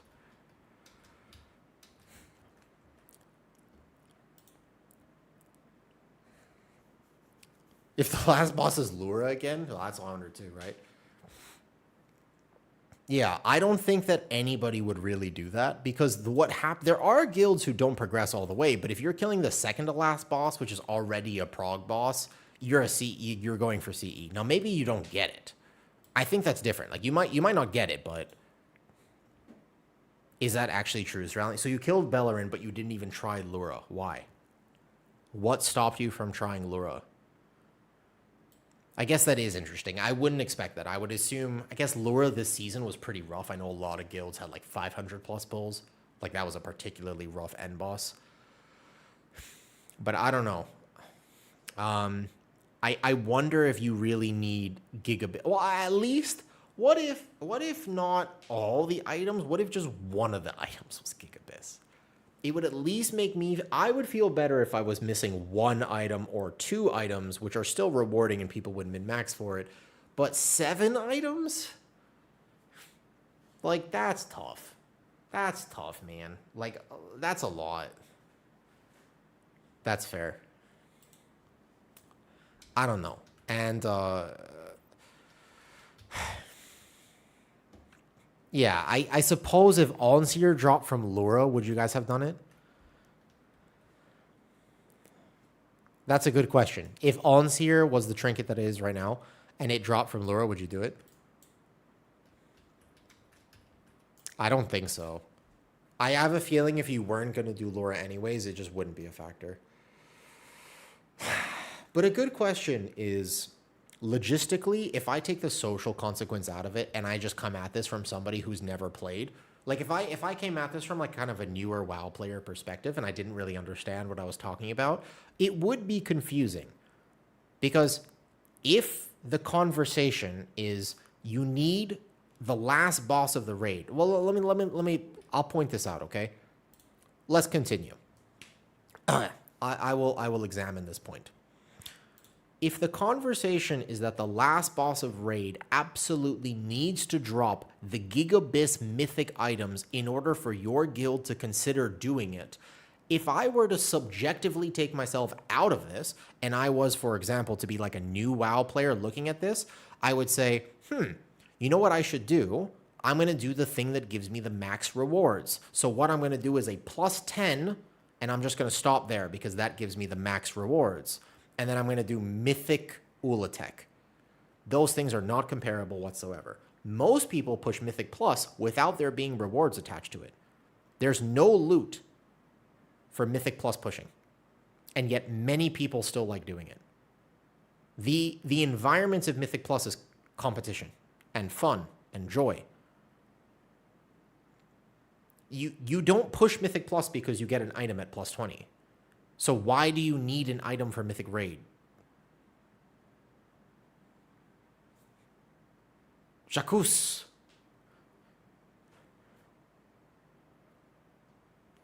Jacuz.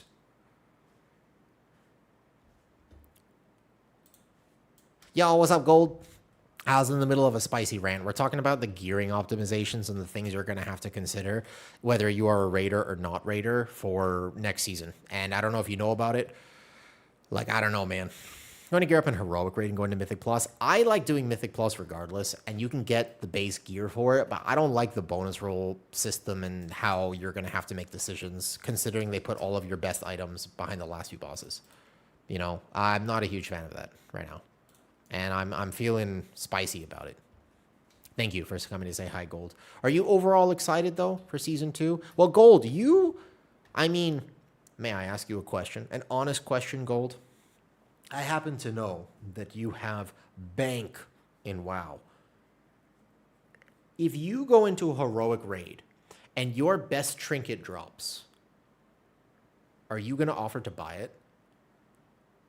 Like if you have what, like 100 million gold in WoW? If you walk into raid and an item drops, like are you offering a few million for it? Like the best item? Like are you gonna outbuy people? You wouldn't buy it, fair enough. For you, yes. I can't offer millions. I don't have millions. Oh yeah, people are not. Holy, yeah, M9s. There are some people like Gold who just came in to say hi. Gold's NTV. He's a gold maker, so he has the millions to spend. I would say, yeah. I mean, I've bought things. Oh, I'll do it. Oh yeah, I'll send a whisper and be like 500K. The problem is that I can't do millions. So what I rely on is my beautiful lashes. I start blinking at them real slow, like a cat would do. I'm just like,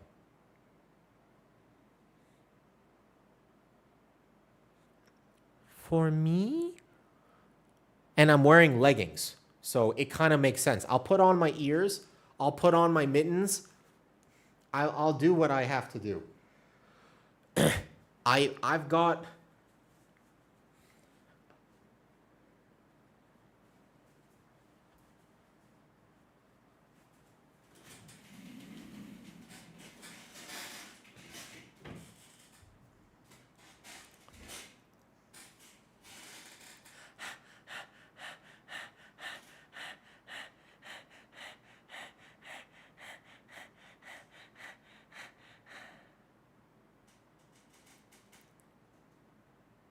I'll do what I have to do.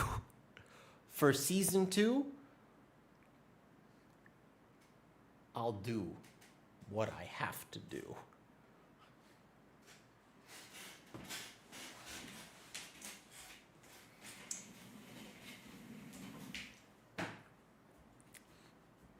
I don't know what. I don't clip that. It was a spur of the moment activity. Luminosa. It's probably better without context. I feel like that was potentially better without context. Honestly, no context is needed right there. I would just say you're traumatized. Oh,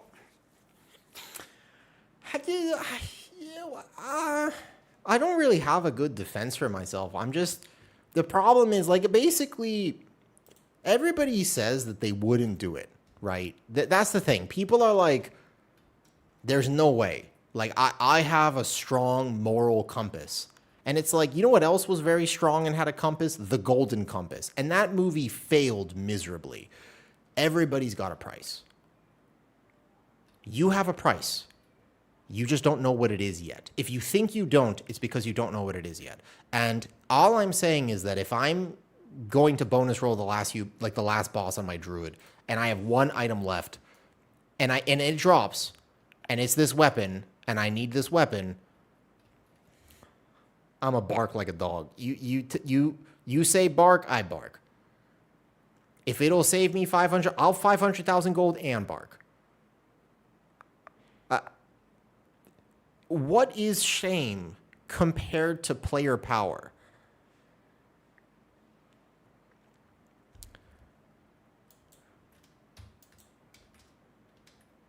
Fuck, it does drop on heroic. You're right. It actually doesn't make sense. You have to bonus roll it. That's actually a good point. That's a very good point. All right, so I'm going to use this trinket as an example then because it actually needs to be on mythic. You're right. Okay, so for a heroic item, 200k gold and I'll bark. I agree with you. I'll reduce it. Let's be a little bit more objective and practical here. For a heroic item, 200k gold and I bark. You're right. Mythic item, I'm not rich in game, so 500k. Fair enough. If you bonus roll in heroic, yes. Well, you're going to get a myth track item. Basically, you have to bonus roll in heroic to get the myth track. That's a fair point. It doesn't drop on myth. It does in your vault. They have changed it where if you kill all the like if you fill up your heroic vault slot, it will drop on mythic if you take the item out of vault, but you're going to take a bonus roll because of how it works. Could you make another video? I have a good topic for you. I mean, I'm ranting right now. I seem to have some energy. I got to make dinner in a second, but yeah, sure. What's up? I don't know about that last video. M9. What score did you push to this season? I think it's important to clarify the fact that do you need? Need is a strong word.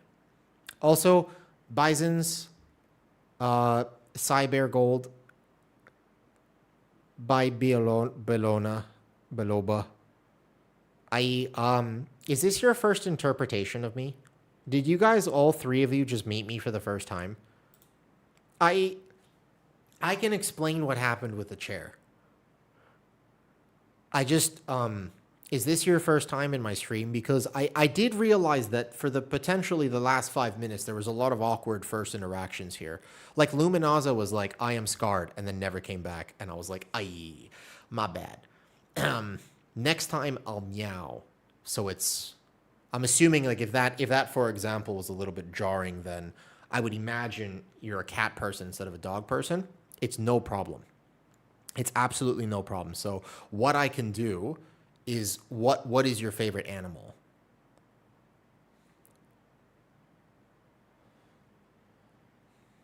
You just my accents are not that strong, but I can probably, I feel like I can try. I'm down to try. A horse? Yeah, that's a tough one. It's not going to be great, but you know, if you whinny like a horse, it's not going to be fantastic. The only relation that I have to a horse is there are like parts of my body that feel kind of similar. Like in particular, I'd like to have shoulders that are as strong as a horse. Horses are very strong. Yeah, I like my shoulders in particular.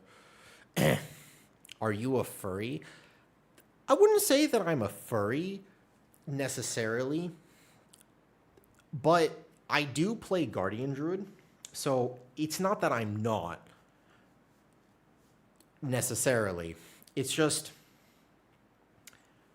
when you say it like that and you're asking me directly, it sort of puts me into an awkward position. For the BIS drop, yes. I'll do what I have to do. You see my YouTube videos. Well, thanks for stopping by on the stream. To be honest, you are, or are you not a furry? Well, I feel like there's a middle ground. The world Defiant, the world exists in a gray area, right? No, I think there's an in-between, and I'll explain why there's an in-between. People think very much, especially in these days on the internet, like you're either all for something or you're not for something. It's black and white. There's no source of good debate or friendly conversation from opposing viewpoints. Nowadays in our world, you're either directly for or directly against. But when you think about some of the most popular points of media in the last 10 years, you'll realize that there are shades of gray. And most people operate somewhere in the shades of gray. Like many people they think they operate closer to, let's just pick an arbitrary number, 50, for example.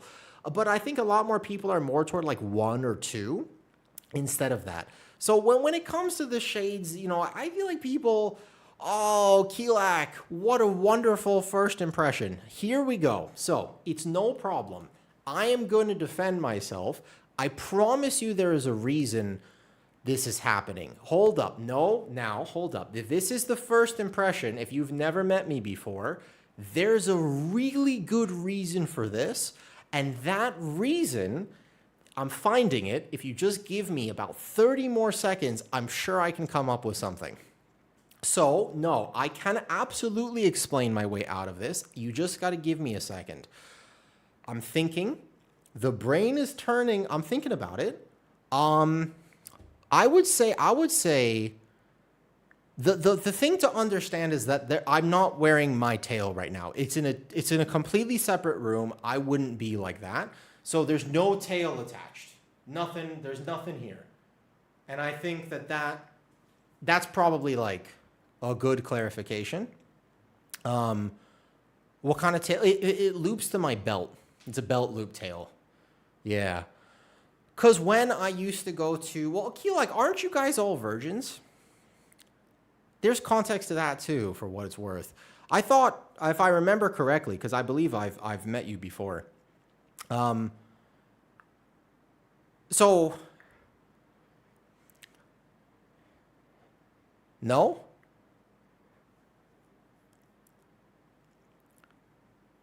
Well, okay.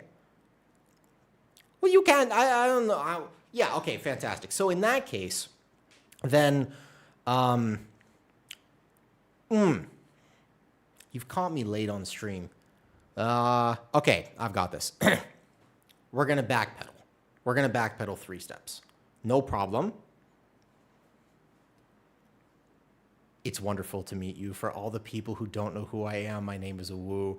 I like to stream World of Warcraft. I really enjoy playing all tanks. I play healer. Come join me for some very positive M+. I make YouTube videos. I help people in their dungeons. I like to help the community a little bit. I've been working on a community Discord to give resources and builds and wonderful information about keys. There was an interview once on a dating show that I was hired to be in, where they asked me what not to say on a first date, and I said necrophilia, and that was really awkward, but don't worry about that.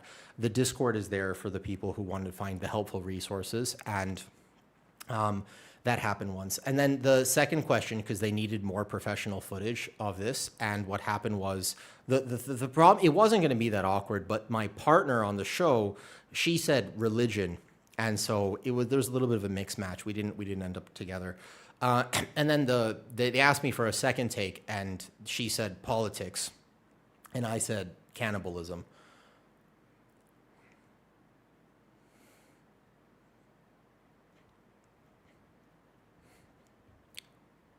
There's proof. I just got the footage. Oh, no, I'm not joking. I don't think you understand. I'm not joking.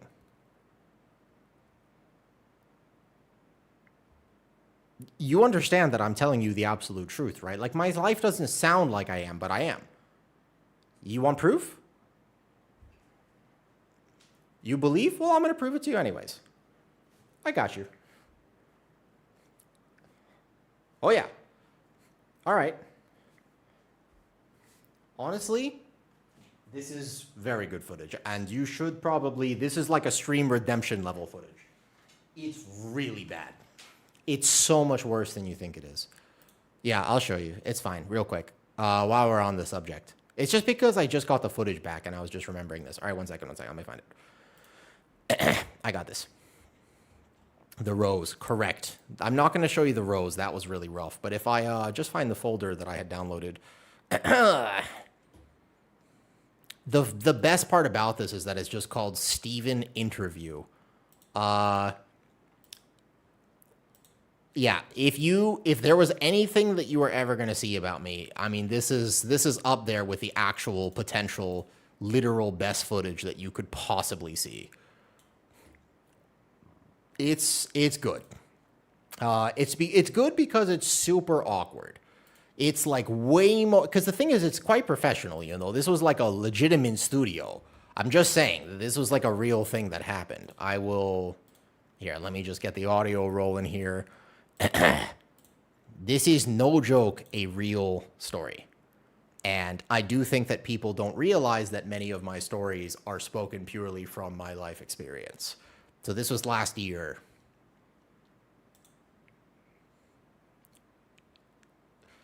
You gotta understand.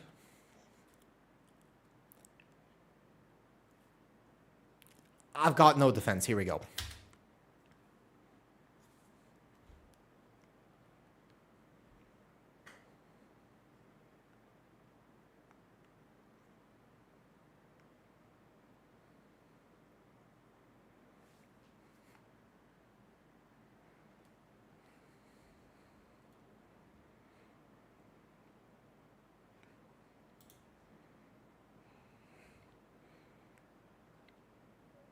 There's no sound? All right, one second. Fine. I can't, it's not gonna, it's just, I can't get it any louder than this right now. I don't know how to get this louder. I'm sorry. Here, I'll get it louder for you, because you have to understand that one of the things they need me to do is give several takes about this. Because they didn't know what footage they were going to use, so they needed to actually give me, they asked me, they were like, all right, again. And they were like, again. And I was like, again. And I was like, oh my God. All right, fine. Let me just raise my music. Let me raise this as much as I possibly can. Yeah, one second. I think I can add a filter to, where's the audio properties on here? Hold up. How do I do it? I got this. No. I got this. But let me figure out how to raise it past 100. How do I raise the threshold for this like past 100? What do I have to do to get this even louder, noob? There's probably a way to do this, but I forgot. It used to be easier, and now it's like complicated. Where is the advanced audio settings in OBS? Yeah. Increase the desktop source in OBS. It's already on max. I don't know how to get it louder. Music. It's just like a music tab. It's got 0.0 dB, but how do I get it to be more than that? It's if I can. Oh, here it is. I got it. Okay, music. All right, fine. Try this. Tell me if this is better, okay? Here.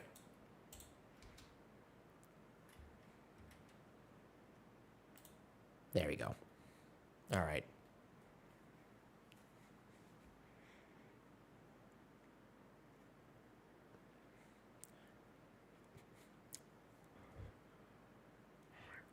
So the hardest part is the fact that the camera people were laughing so hard that they couldn't keep a straight face.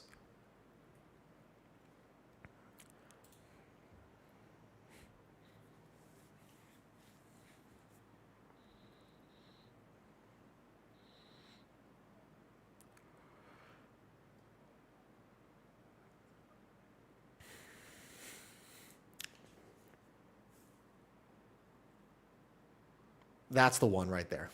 That's the thing. That was the best one. Yep. Because you need to, because it's television, so they don't know what they don't know what take they're going to use, right? And so they're like different.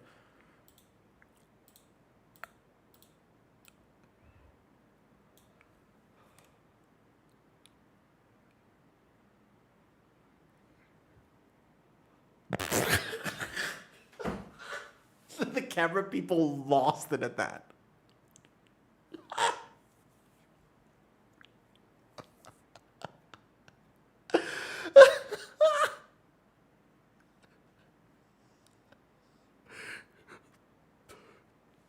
Oh my God, it just keeps going. All right, here we go. Basically, it's a real story. This actually happened, and it is so much worse because there is literally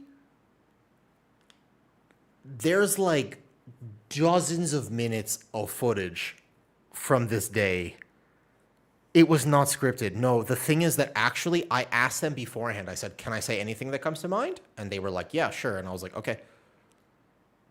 It's absolutely not scripted. No, because yeah, it's specifically not scripted. It was the first thing that came to mind. Because like I'm not a basic vanilla bitch. I didn't want to answer. Yeah, I know I didn't want to answer with like a politics. It got to be better than that. So that was my answer. I'm not wrong. So the way that the show worked, to be fair, it's actually not a bad. I mean, it was a pilot episode. I should clarify. Not an established. It's not one of the shows you've seen. It was a pilot show. What exactly was the question? What should you not talk about on a first date? I mean, most people are going to be like politics, religion, whatever, which is true. But my answer is better, and I'll tell you why. You have to think about the chance of victory. If you answer with my answer, and the other person also answers with the same answer, only one of you is walking out of there alive. Therefore, it's not a good thing to lead with, because even if in the ideal statistically improbable scenario that works, it's not going to actually work, right? So the second answer is the same thing. So I'm thinking ahead, because like the statistical chances that it doesn't work to begin with.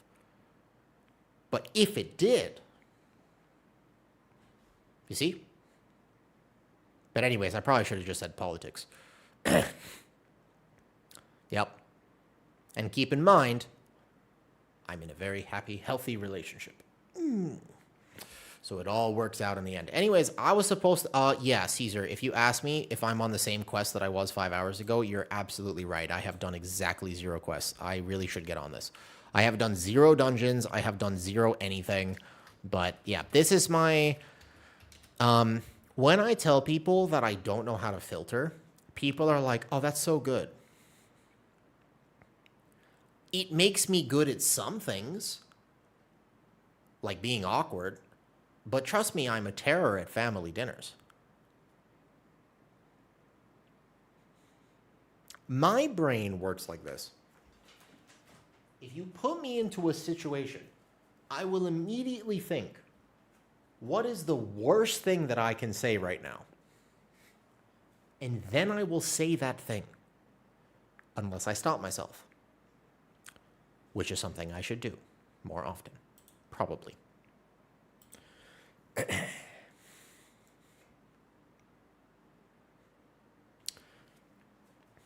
Indeed.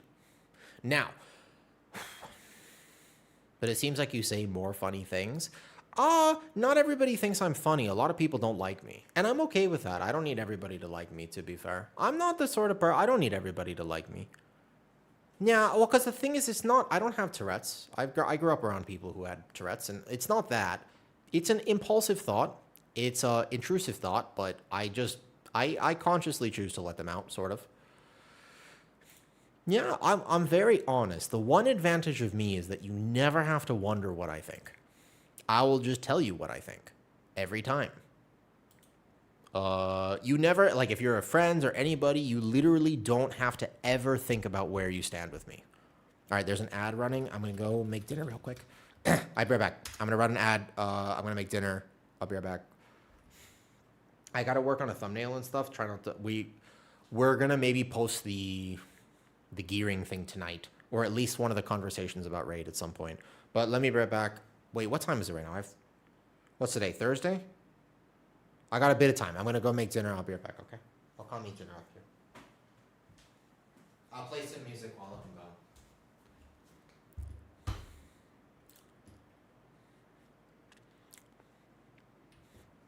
gone. One second.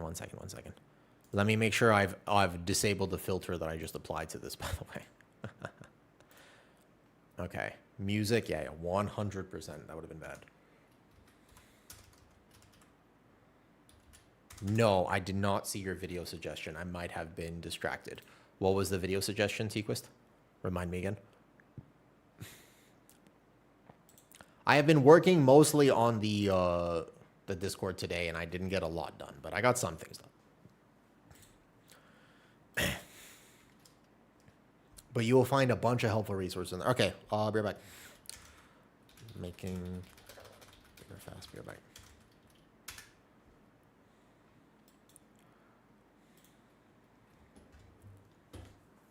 Yeah, type it there. Be right back. Music. God damn it, Wu. Focus. Lock in. Let's do...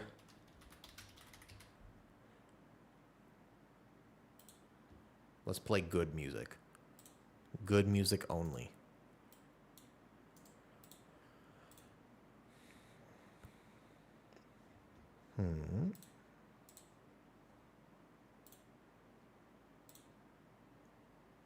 Spotify? Hello?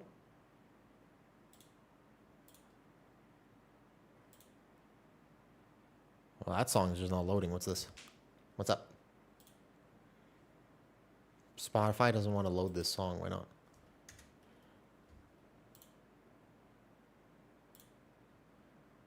Very strange. I can't play this song on Spotify, so that sucks. Okay.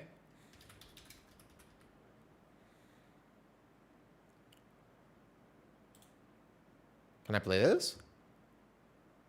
Wait, hold on. My Spotify's bugging out.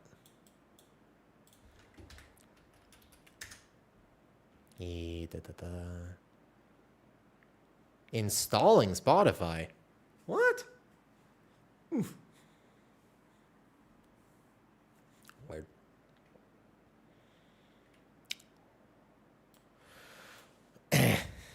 Oh, like a video about optimizing tankiness versus DPS? That's a tough one. I can try at some point. Holy shit, wait, I can't play the song. That's so weird. But I can play one of my playlists? I just can't play the song. I can play any song that isn't the Naruto opening song. Very strange. Huh. Well, I gotta go make dinner at some point. Okay, at this point, I'm actually just... Well, I can play the Naruto. I'm trying to play it right now. It won't let me.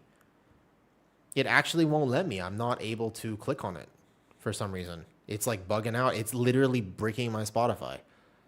That's okay. Actually, I think I should probably just go tonight because I have work in an hour and a half and I gotta make dinner and just eat and chill. So I'll go try to upload a video.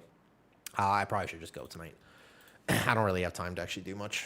I will keep updating the Discord. I don't think I'll stream tomorrow. I'm making a Shadow Priest video with Mr. Loyal Dice and stuff. So I don't think I'm going to actually get the chance to stream tomorrow. And maybe the next few days I will also consider taking more time off. But there's going to be a lot of cool content in Discord over time. So don't you worry about that. There'll be many cool things. Reminder, if you want to enter the giveaway, it'll be done in 4 days. You have to do exclamation ticket for the new mount. I'll keep running that over the next few days. But I cannot end it until Monday, probably. So join Discord, and I'll do that later. Yep, you can do it. For the new mount in-game. Okay. Rob is on. Vive is on. Let's go say hi to Vive. What's up, Terror? I'm about to end the stream for today. I will be back another day. Thanks for hanging out and being weird with me. I will be posting a ton of Guardian Druid stuff. But go say hi to Vive. She's very nice. I'm doing all right. But I'm going to go take care of myself now. And eat proper dinner. It's late. Okay. Bye. See you later.